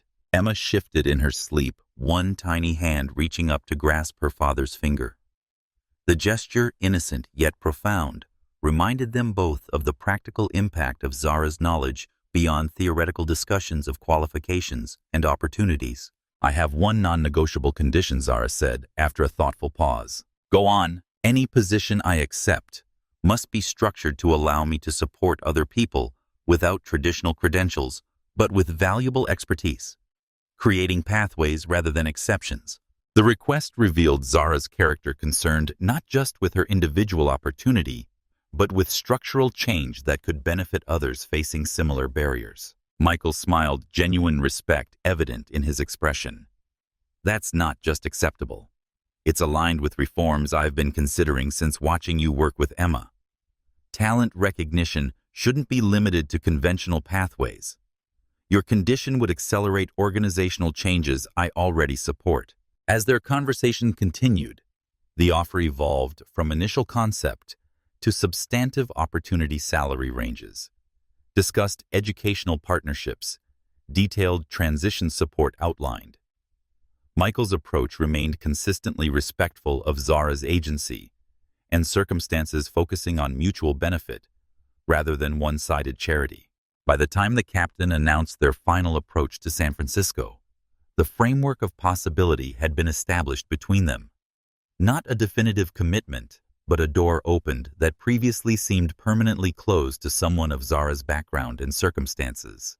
What had begun with a crying baby at 35,000 feet had evolved into something neither could have anticipated: a potential partnership that might transform not just their individual lives, but institutional approaches to expertise, opportunity, and the recognition of knowledge, regardless of its source. If you had the power to create pathways for overlooked talent, how would you change the systems that determine whose expertise is valued? What barriers would you remove? As Flight 437 began its final approach to San Francisco, the promising conversation between Zara and Michael was interrupted by the return of Amanda Taylor, the airline's regional director. Her expression had shifted from the supportive demeanor she'd displayed during the earlier confrontation to something more calculated and controlled. "Mr. Harrington," she said with practiced cordiality, "I wanted to check that everything has remained satisfactory for the remainder of your flight." "Absolutely," Michael confirmed. "Ms. Johnson's expertise has been invaluable." Amanda nodded, then turned to Zara.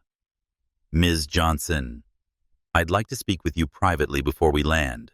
Just a few administrative details to address.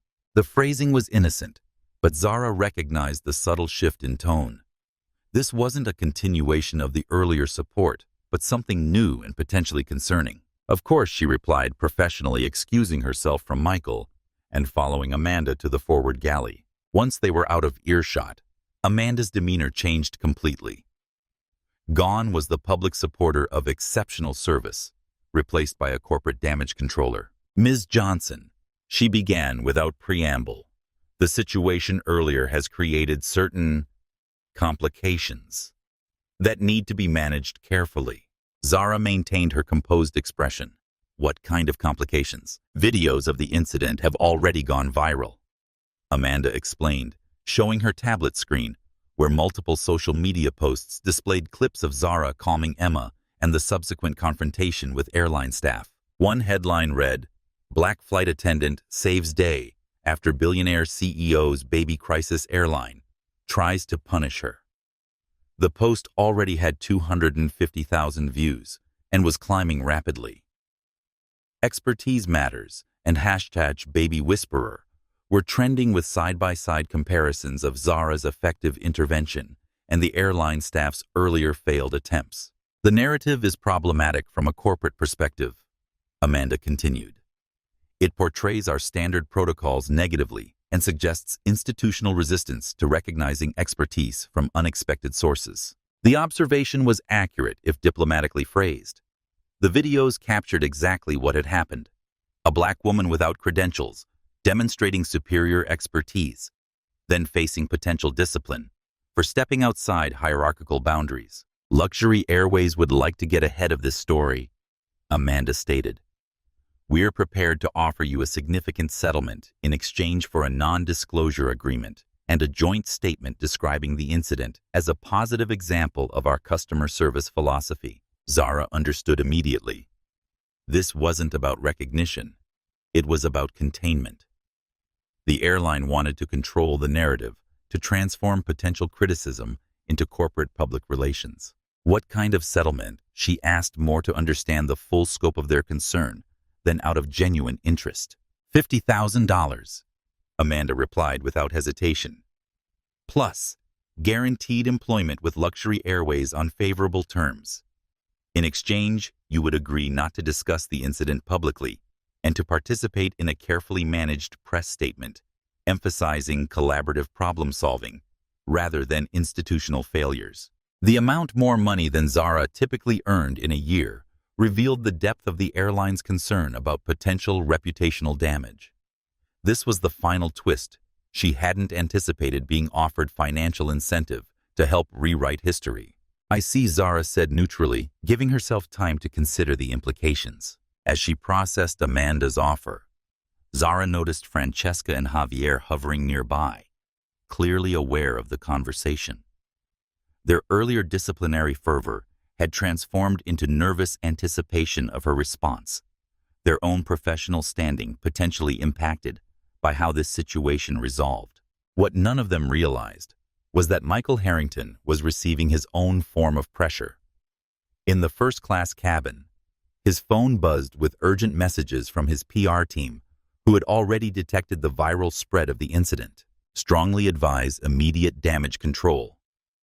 Read one message. Narrative problematic for next-gen brand. Suggests CEO needed help from service worker. Potentially undermines leadership image.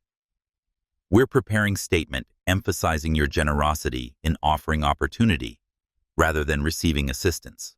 Another message warned video gaining traction rapidly. Corporate partners expressing concern about potential association with service class issues and racial dynamics. Recommend distancing from incident rather than amplifying through employment offer. The messages revealed the final layer of resistance, not just institutional barriers at the airline, but similar forces within Michael's own corporate structure, pushing to maintain established hierarchies and narratives of power. For a brief moment, Michael hesitated. Years of corporate conditioning told him to listen to his PR team, to maintain hierarchies, to protect his image as the all-knowing leader. What would his board think? his investors. Would they see this as weakness?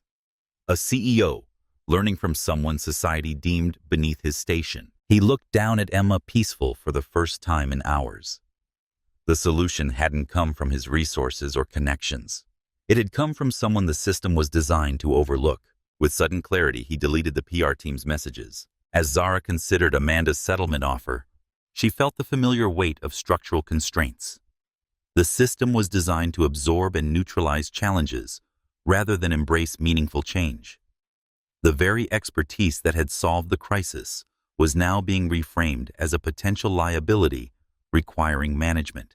When recognition comes with conditions, it isn't really recognition at all, Zara said finally. I appreciate the offer, but I'm not comfortable signing an agreement that would prevent me from discussing what happened accurately. Amanda's professional smile tightened. Perhaps you don't understand the opportunity here. $50,000 is significant compensation for simply allowing us to frame a positive narrative around your actions. My actions don't need reframing, Zara replied calmly. They speak for themselves. As this conversation unfolded in the galley, Michael was making his own decision in the cabin. Looking down at Emma, still sleeping peacefully.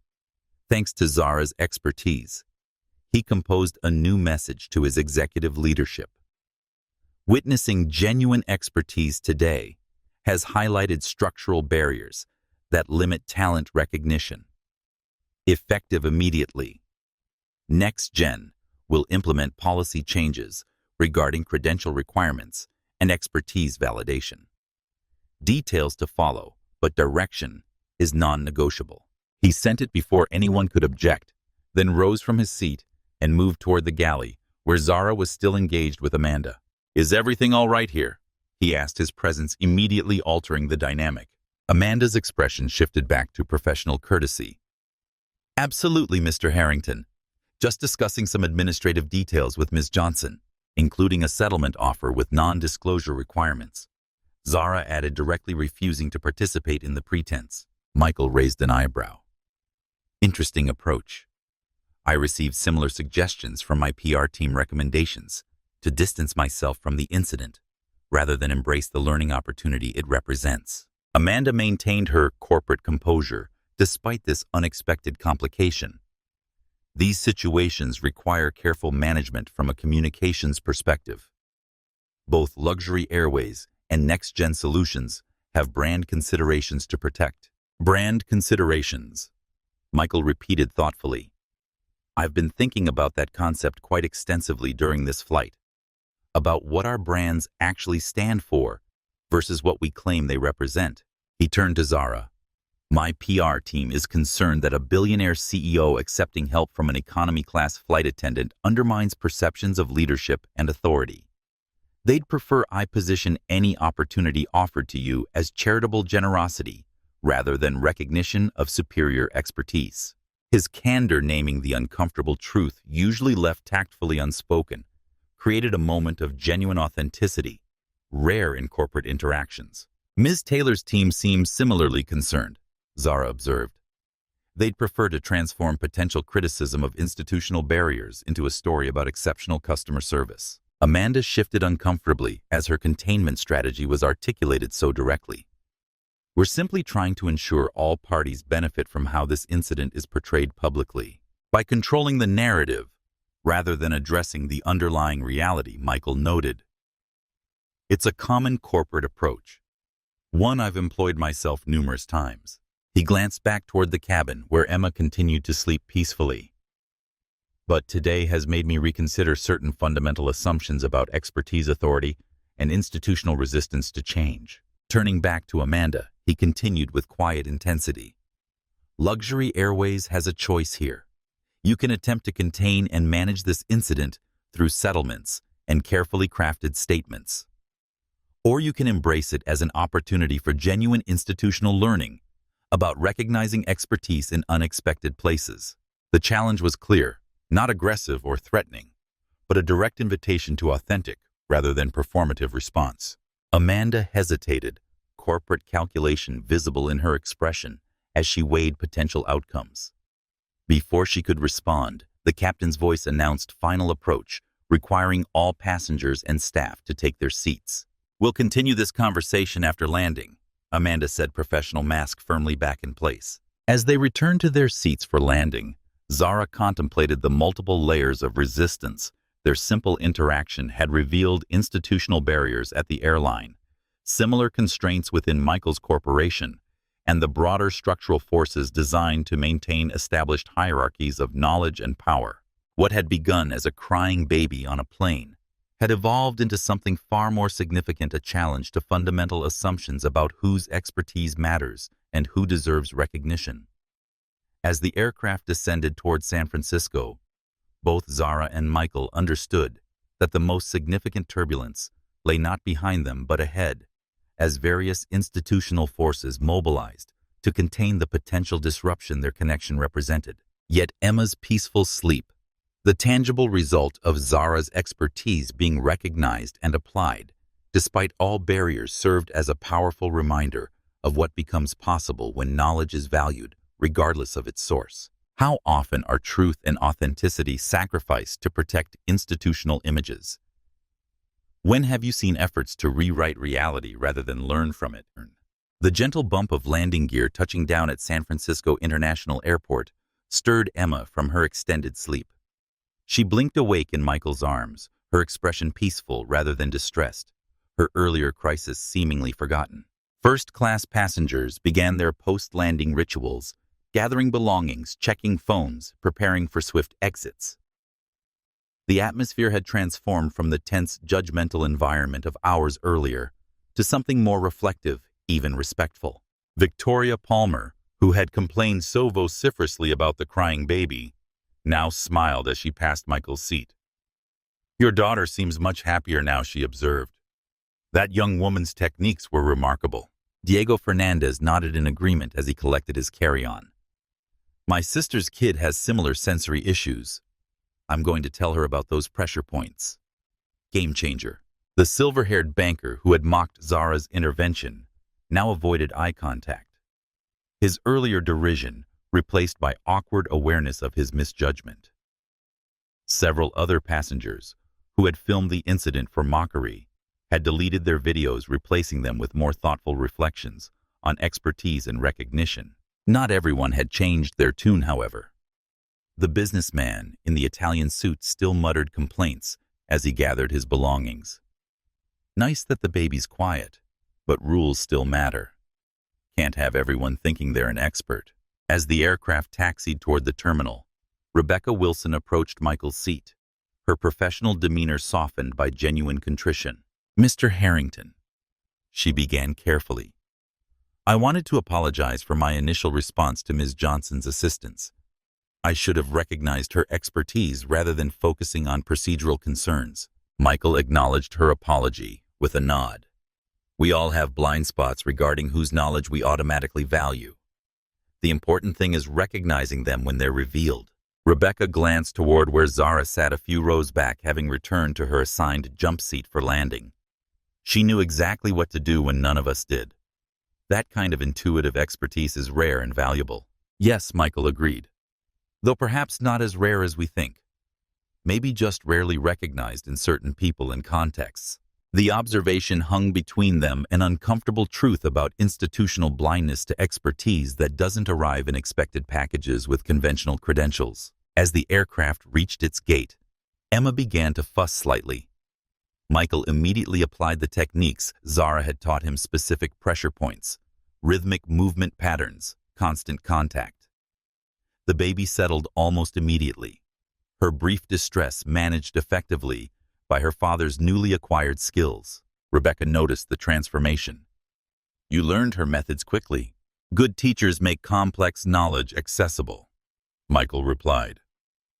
"Ms. Johnson has that gift, explaining sophisticated concepts in practical, applicable ways." Nearby passengers observed this exchange with interest, a billionaire CEO publicly acknowledging learning from an economy-class flight attendant, a subtle but significant disruption of conventional authority patterns. As the seatbelt sign dinged off, the usual first-class priority deplaning began. But the dynamics had shifted subtly. Passengers who had previously ignored Zara now acknowledged her with respectful nods. Those who had dismissed her expertise now seemed curious, even deferential. Amanda Taylor reappeared as passengers began to exit, her corporate mask firmly in place, but strain visible around the edges. "Mr. Harrington, a word before you deplane, and Ms. Johnson as well, if you don't mind." They followed her to a quiet corner of the now emptying first-class cabin.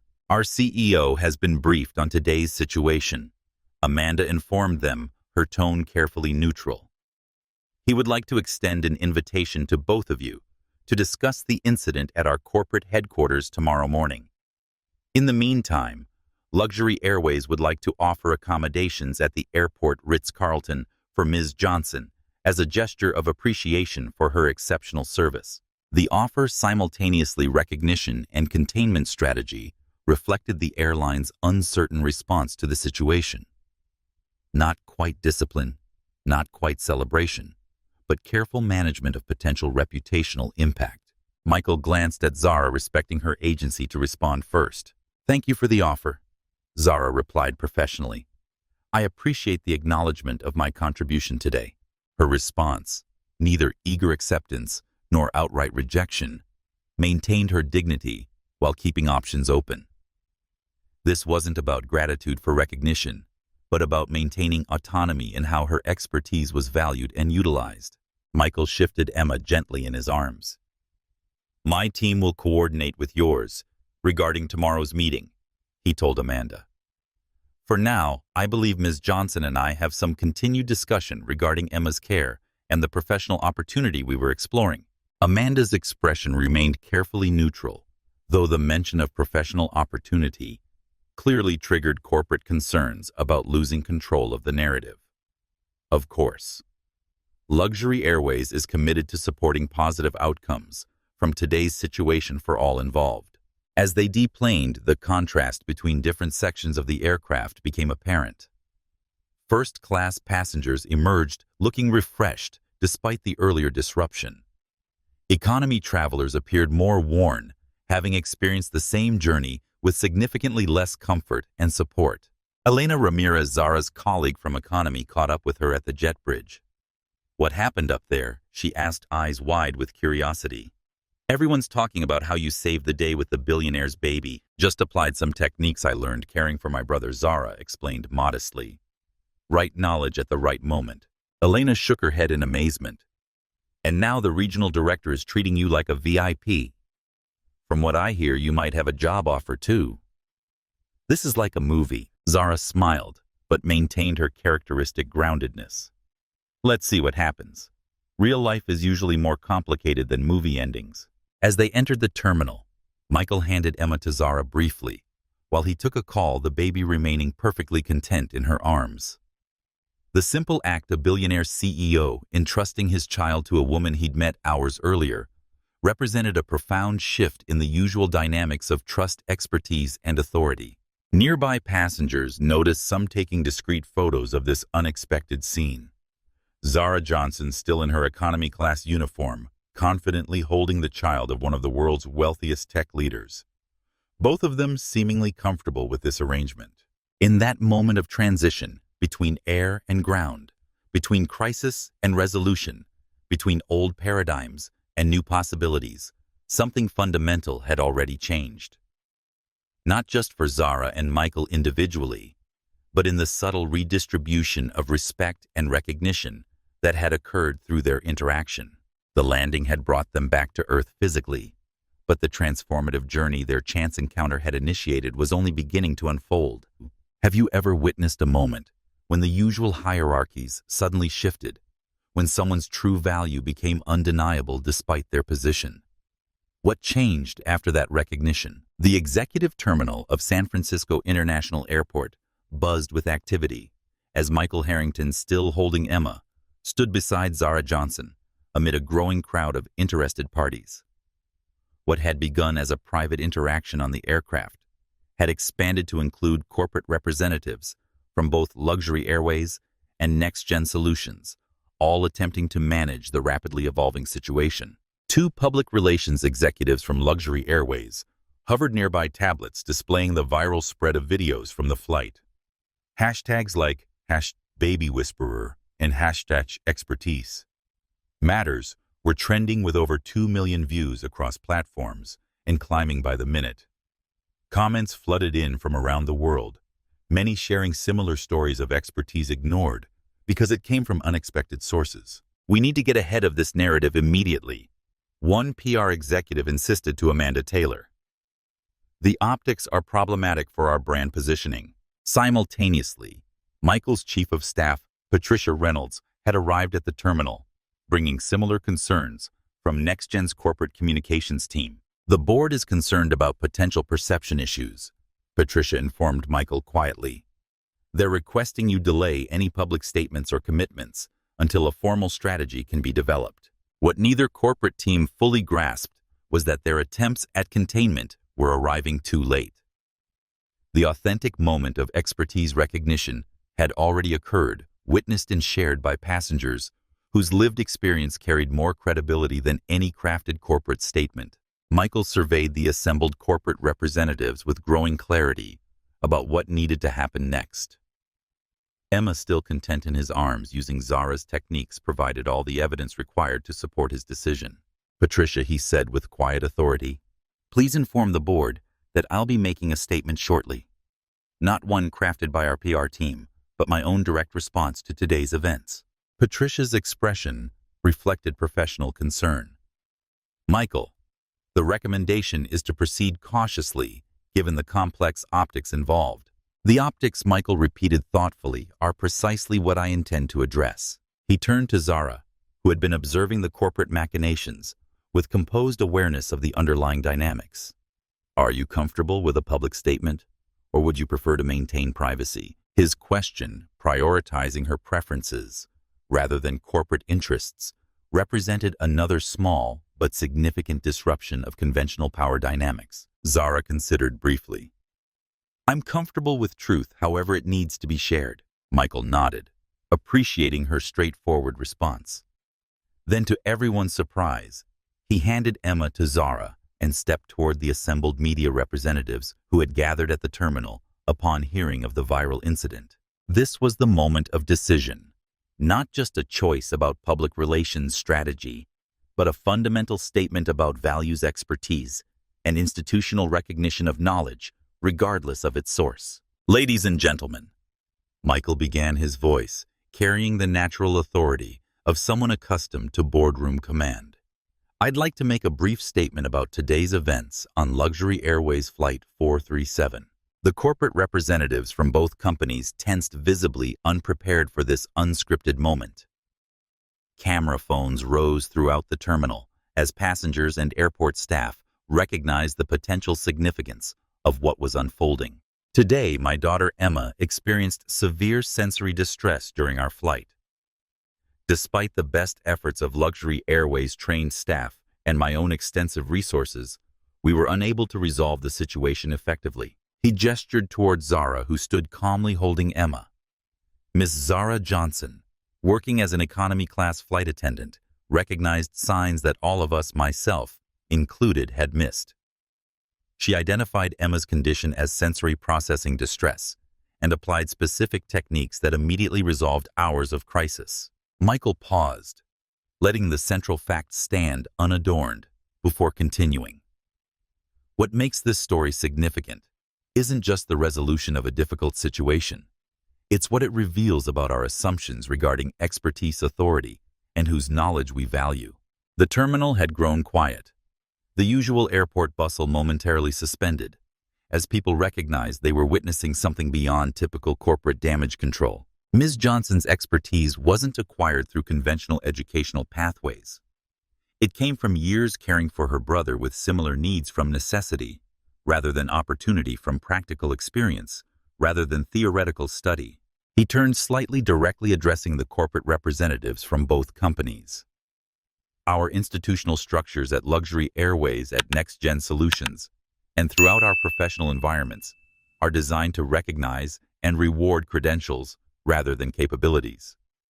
Today demonstrated the limitations of that approach.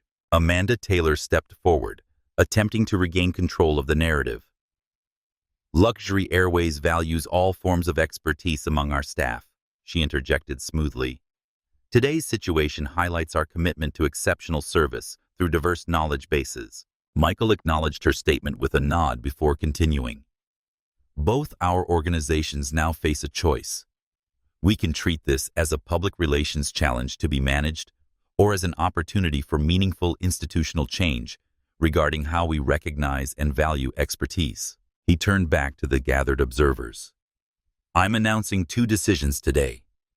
First, Next Gen Solutions is creating a new developmental specialist position at our Sunlight Children's Centers focused on sensory integration techniques. Ms. Johnson has been offered this position in recognition of her exceptional expertise, regardless of conventional credential requirements. Murmurs spread through the crowd as they absorb the significance of this public commitment. A billionaire CEO explicitly valuing practical knowledge over formal qualifications. Second, NextGen will be establishing the Johnson Pathway Program, providing educational and employment opportunities for individuals with exceptional practical expertise in relevant fields regardless of their formal educational background. This announcement, naming the program after Zara rather than himself, represented another disruption of conventional philanthropy narratives, where initiatives typically bear the donor's name, rather than honoring those whose experiences inspired them. These decisions aren't charity, Michael emphasized. They're recognition of a fundamental truth that today's experience made impossible to ignore. That expertise exists in many forms and places, often unacknowledged by our credential-focused systems. He glanced at Zara, who maintained her characteristic composure, despite being thrust into this unexpected spotlight.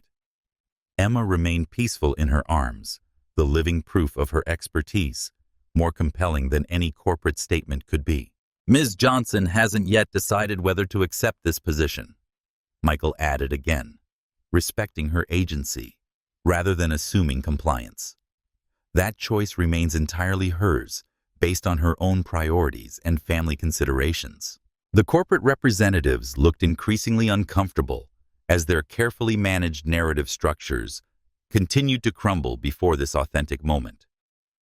Patricia appeared torn between professional concern and personal admiration for Michael's stance. Regardless of Ms. Johnson's decision, Michael concluded, NextGen Solutions is committed to implementing structural changes in how we identify value and advance expertise throughout our organization.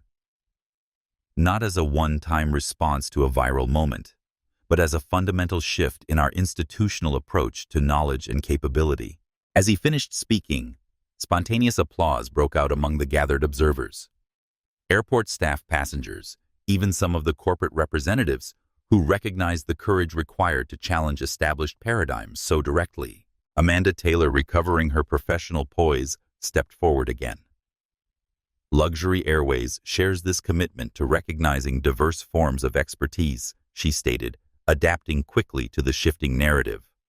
We'll be reviewing our training protocols and advancement pathways to ensure valuable knowledge isn't overlooked due to credential requirements. Her pivot from containment strategy to alignment with change demonstrated the power of authentic leadership to transform institutional responses. As the formal statements concluded and the crowd began to disperse, Zara handed Emma back to Michael. Their exchange, simple, respectful, equal, represented in microcosm the larger transformation their encounter had catalyzed. Thank you, Zara said quietly. For what? Michael asked. For making this about institutional change rather than individual charity, she replied. That distinction matters. Michael nodded in understanding. It's the difference between a heartwarming story and meaningful transformation, between helping one person and changing a system. In that moment of shared understanding, their decision was clear, not just about employment opportunities or corporate strategies, but about committing to authentic recognition of expertise, regardless of its source, with all the institutional disruption such recognition necessarily entails. When have you seen someone choose the harder path of authentic change over the easier path of superficial gestures? What difference did that choice make? 1 month after Flight 437 landed in San Francisco, Zara Johnson walked through the bright, welcoming entrance of Sunlight Children's Center in Oakland. The location had been specifically chosen to accommodate her family considerations close enough to San Francisco for regular collaboration with Michael, yet connected to Chicago by direct flights for her frequent returns to support Jamal and her sister. The center itself had already begun to transform under her influence. The traditional divide between credentialed specialists and support staff had given way to a more collaborative approach with expertise recognized regardless of formal qualifications. Classroom configurations now incorporated sensory integration principles Zara had developed through years of practical experience with her brother. Michael Harrington sat in a corner of the main activity room, watching Emma interact with two other children under the guidance of Elena Ramirez, whom Zara had recruited from Luxury Airways once the airline's promised reforms proved slower than their public commitments suggested. The pressure point techniques are working well with Marcus Elena, reported referring to a 4-year-old with sensory processing challenges similar to Emma's. His meltdowns have decreased by almost 60% since we implemented Zara's protocol. Michael nodded, observing the visible difference in the children's engagement levels. The board receives weekly updates on the outcomes. They're impressed enough to approve expansion of the approach to all 28 centers. This wasn't merely corporate compliance with executive directives. The measurable results of Zara's methods had transformed initial skepticism into genuine enthusiasm throughout the organization. Children previously labeled as difficult or non-responsive were thriving under approaches developed from necessity rather than academic theory. Across the room, Dr. Catherine Bennett, a traditionally credentialed child development specialist, who had initially resisted Zara's appointment, was now carefully documenting the pressure point techniques for incorporation into formal training materials. The integration of experiential knowledge with research-based approaches is yielding outcomes that neither achieved independently. Catherine acknowledged to a visiting educator, "It's changing how we conceptualize expertise development throughout the field." 1 week after accepting the position, Zara sat with Jamal in his Chicago apartment, explaining the changes coming to their lives. "So you're going to help other kids like me?" Jamal asked, his eyes wide with understanding. "That's right," Zara nodded. "Using all those techniques we figured out together over the years." Jamal was quiet for a moment, processing. Then he looked up with unexpected pride. "Our struggles weren't for nothing." Then he said, "They're going to help other people." Zara felt tears threatening. In all her years of caring for him, through all the challenges, she'd never considered that their private battles might someday become valuable knowledge for others. "No," she whispered, squeezing his hand. "They weren't for nothing at all." This emotional foundation gave her work at Sunlight a profound purpose beyond professional advancement. What she was developing wasn't just a career, but a continuation of her family's journey, transforming personal struggle into collective wisdom. The Johnson Pathway program had already welcomed its first cohort of participants, individuals with exceptional practical expertise, but limited formal education, now receiving both employment opportunities and academic support to develop their capabilities within recognized frameworks. The program's first participant, a Hispanic home healthcare worker named Maria Gonzalez, who had developed innovative approaches to supporting elderly patients with dementia, was now documenting her techniques for broader implementation, while pursuing formal certification with full tuition support. For Zara personally, the transformation encompassed multiple dimensions. She had relocated to Oakland while maintaining her Chicago connections with Jamal, visiting monthly through a travel support program Michael had established. Her sister had received a transfer scholarship to UC Berkeley, where she was thriving while remaining connected to their family unit. Zara's own educational journey had resumed with formal enrollment in Stanford's developmental psychology program, where professors had created a specialized track, recognizing her practical expertise while providing theoretical frameworks to enhance her already substantial knowledge. The most significant transformation, however, wasn't in logistics or opportunities, but in recognition. Zara's expertise, previously dismissed or overlooked in institutional contexts, was now actively sought, valued, and incorporated into evolving best practices. The sensory integration curriculum you developed is being requested by 3 other childhood development networks. Michael informed her as they reviewed the center's progress. Not as charity or social responsibility initiatives, but as evidence-based best practices with demonstrated superior outcomes. Zara nodded, appreciating that distinction. This wasn't about heartwarming stories of individual opportunity, but about structural recognition of knowledge, regardless of its source, the difference between exception and transformation. Meanwhile, Emma Harrington had become the living embodiment of these principles in action. The regularly distressed baby from the flight had blossomed into a thriving, engaged infant whose developmental markers now exceeded standard benchmarks. Michael had incorporated Zara's techniques into his parenting approach, creating an environment responsive to Emma's specific sensory needs. "She hasn't had a significant distress episode in 3 weeks," he noted with quiet pride. "The techniques have become second nature. Now I can recognize the early signals and adjust environmental factors before she becomes overwhelmed." This transformation in his parenting reflected broader changes in Michael's leadership approach. Next-Gen Solutions had implemented comprehensive reforms in their talent identification and advancement pathways, recognizing expertise demonstrated through outcomes rather than exclusively through credentials. The corporate transformation wasn't without resistance. Traditional gatekeepers throughout both academic and corporate hierarchies initially pushed back against what they perceived as dilution of standards. Several board members raised concerns about maintaining quality and professional rigor. A few senior executives questioned the scalability of approaches that weren't standardized through formal training. Michael faced these objections with evidence rather than authority. By documenting outcomes across multiple metrics, child development progress, parent satisfaction, staff, retention, innovation benchmarks, he gradually converted skepticism into support. The improved results spoke more persuasively than any theoretical argument could have. The Dean of Education at Stanford called yesterday, Michael mentioned as they concluded their review of the center's progress. They're interested in developing a formal case study about the Johnson Pathway Program as a model for alternative expertise recognition in professional environments. Zara smiled slightly. From unauthorized intervention on an airplane to academic case study, that's quite a journey. "The journey that matters isn't about recognition," Michael observed. "It's about impact." The impact was visible throughout the center, children thriving under approaches that combined Zara's practical expertise with traditional developmental methodologies, staff collaborating across conventional hierarchical boundaries, families receiving support tailored to their specific needs rather than standardized protocols. As they prepared to leave the observation room, Zara paused to watch Emma engaging confidently with other children, her previous sensory distress replaced by joyful interaction.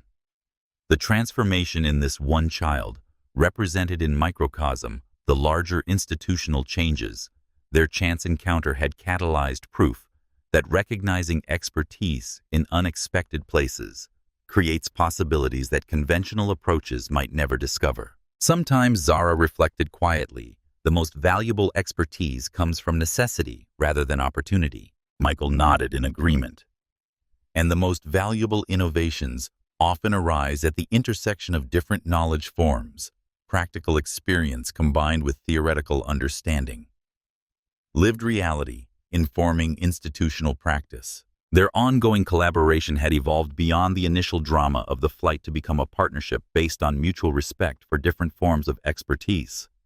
Michael's strategic vision and organizational influence complementing Zara's practical knowledge and innovative methodology. Together, they were demonstrating that transformative change becomes possible when institutions recognize that expertise exists in many forms and places, often unacknowledged by conventional credential-focused systems, but no less valuable for its unconventional origins. 6 months after Flight 437, the ripple effects of that chance encounter between Zara Johnson and Michael Harrington had expanded far beyond their individual lives to influence multiple institutions and countless individuals. At Luxury Airways corporate headquarters, Amanda Taylor presided over the graduation ceremony for the first cohort of the airline's new expertise recognition program. 25 staff members from diverse backgrounds, many without traditional credentials, but with demonstrated exceptional capabilities, had completed specialized development tracks, leading to advancement opportunities previously beyond their reach. Today represents our commitment to recognizing valuable knowledge, regardless of its source, Amanda announced to the assembled graduates and executives. When we overlook expertise, because it doesn't arrive in expected packages, we diminish both our organization and those whose capabilities remain unrecognized. Among the graduates was Rebecca Wilson, the first-class flight attendant, who had initially attempted to prevent Zara's intervention with Emma. Her journey from reflexive enforcement of hierarchical protocols to advocate for expertise recognition represented the program's transformative potential. My experience on Flight 437 forced me to confront uncomfortable truths about whose knowledge I automatically valued and whose I dismissed, Rebecca acknowledged during her remarks. That recognition has transformed not just my professional approach, but my understanding of expertise itself. Similar transformations were occurring throughout institutions connected to the original incident.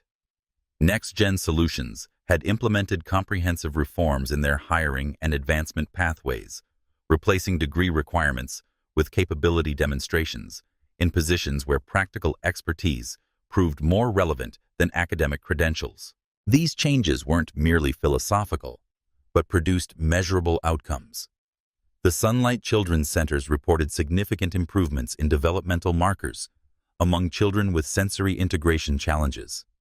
Staff retention had increased across all 28 locations. Parental satisfaction scores had reached unprecedented levels.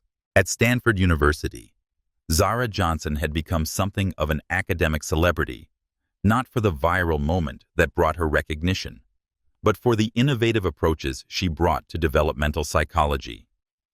Her unique combination of practical expertise and growing theoretical knowledge had created new possibilities for understanding sensory processing challenges and effective interventions. Ms. Johnson's contribution illustrates the limitations of our traditional expertise validation pathways, noted Dr. Eleanor Richards, chair of the Developmental Psychology Department. Her practical knowledge, developed through necessity rather than opportunity, has revealed gaps in our theoretical understanding that might otherwise have remained unaddressed. The Johnson Pathway Program had expanded beyond its initial scope to include partnerships with community colleges, workforce development initiatives, and social service organizations. Over 50 participants were now receiving educational support and employment opportunities based on demonstrated expertise rather than formal qualifications. For Maria Gonzalez, the program's first participant, the impact had been life-changing.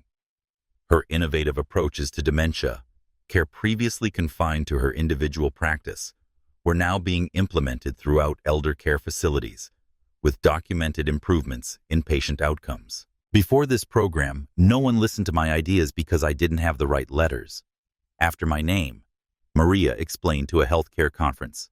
Now those same ideas are helping hundreds of patients, and I'm completing my formal certification to expand their implementation even further.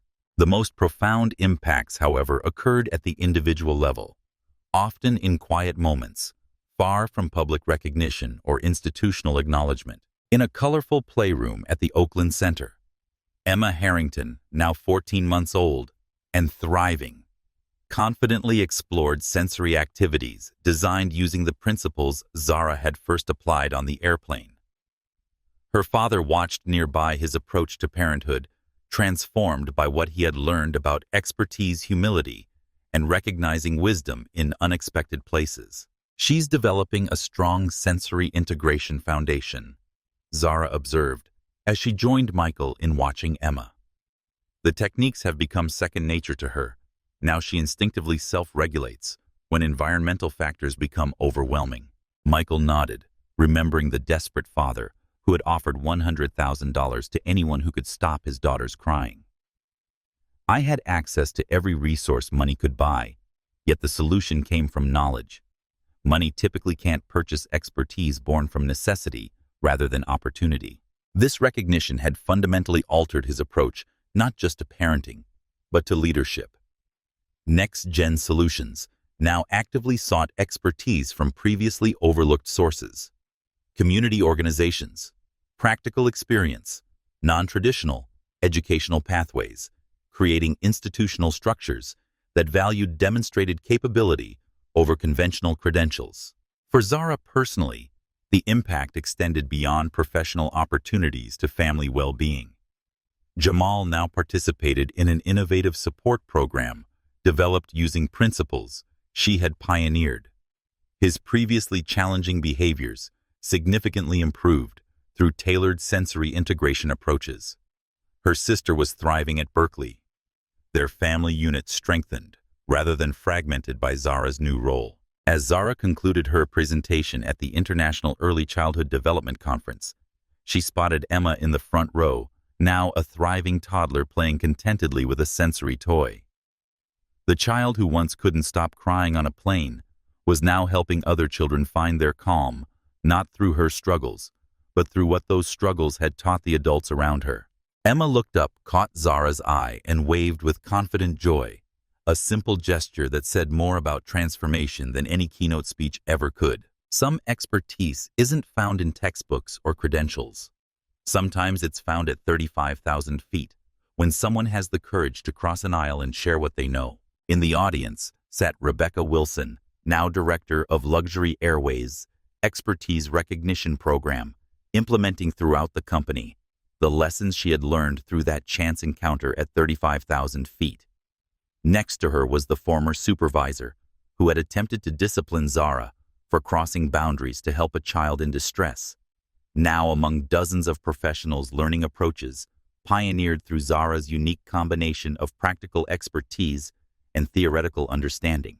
The journey that began with a crying baby on a plane had expanded beyond individual opportunity to create lasting institutional change, not through charity or exception, but through genuine recognition that expertise exists in many forms and places, often unacknowledged by conventional systems, but no less valuable for its unconventional origins. If this story moved you, please take a moment to like this video and hit that subscribe button. Your support helps us share more stories of unrecognized expertise and the power of seeing value in unexpected places. Share with someone whose wisdom deserves recognition, and leave a comment telling us about a time you witnessed extraordinary knowledge in an ordinary setting. Together we can change how expertise is recognized one story at a time.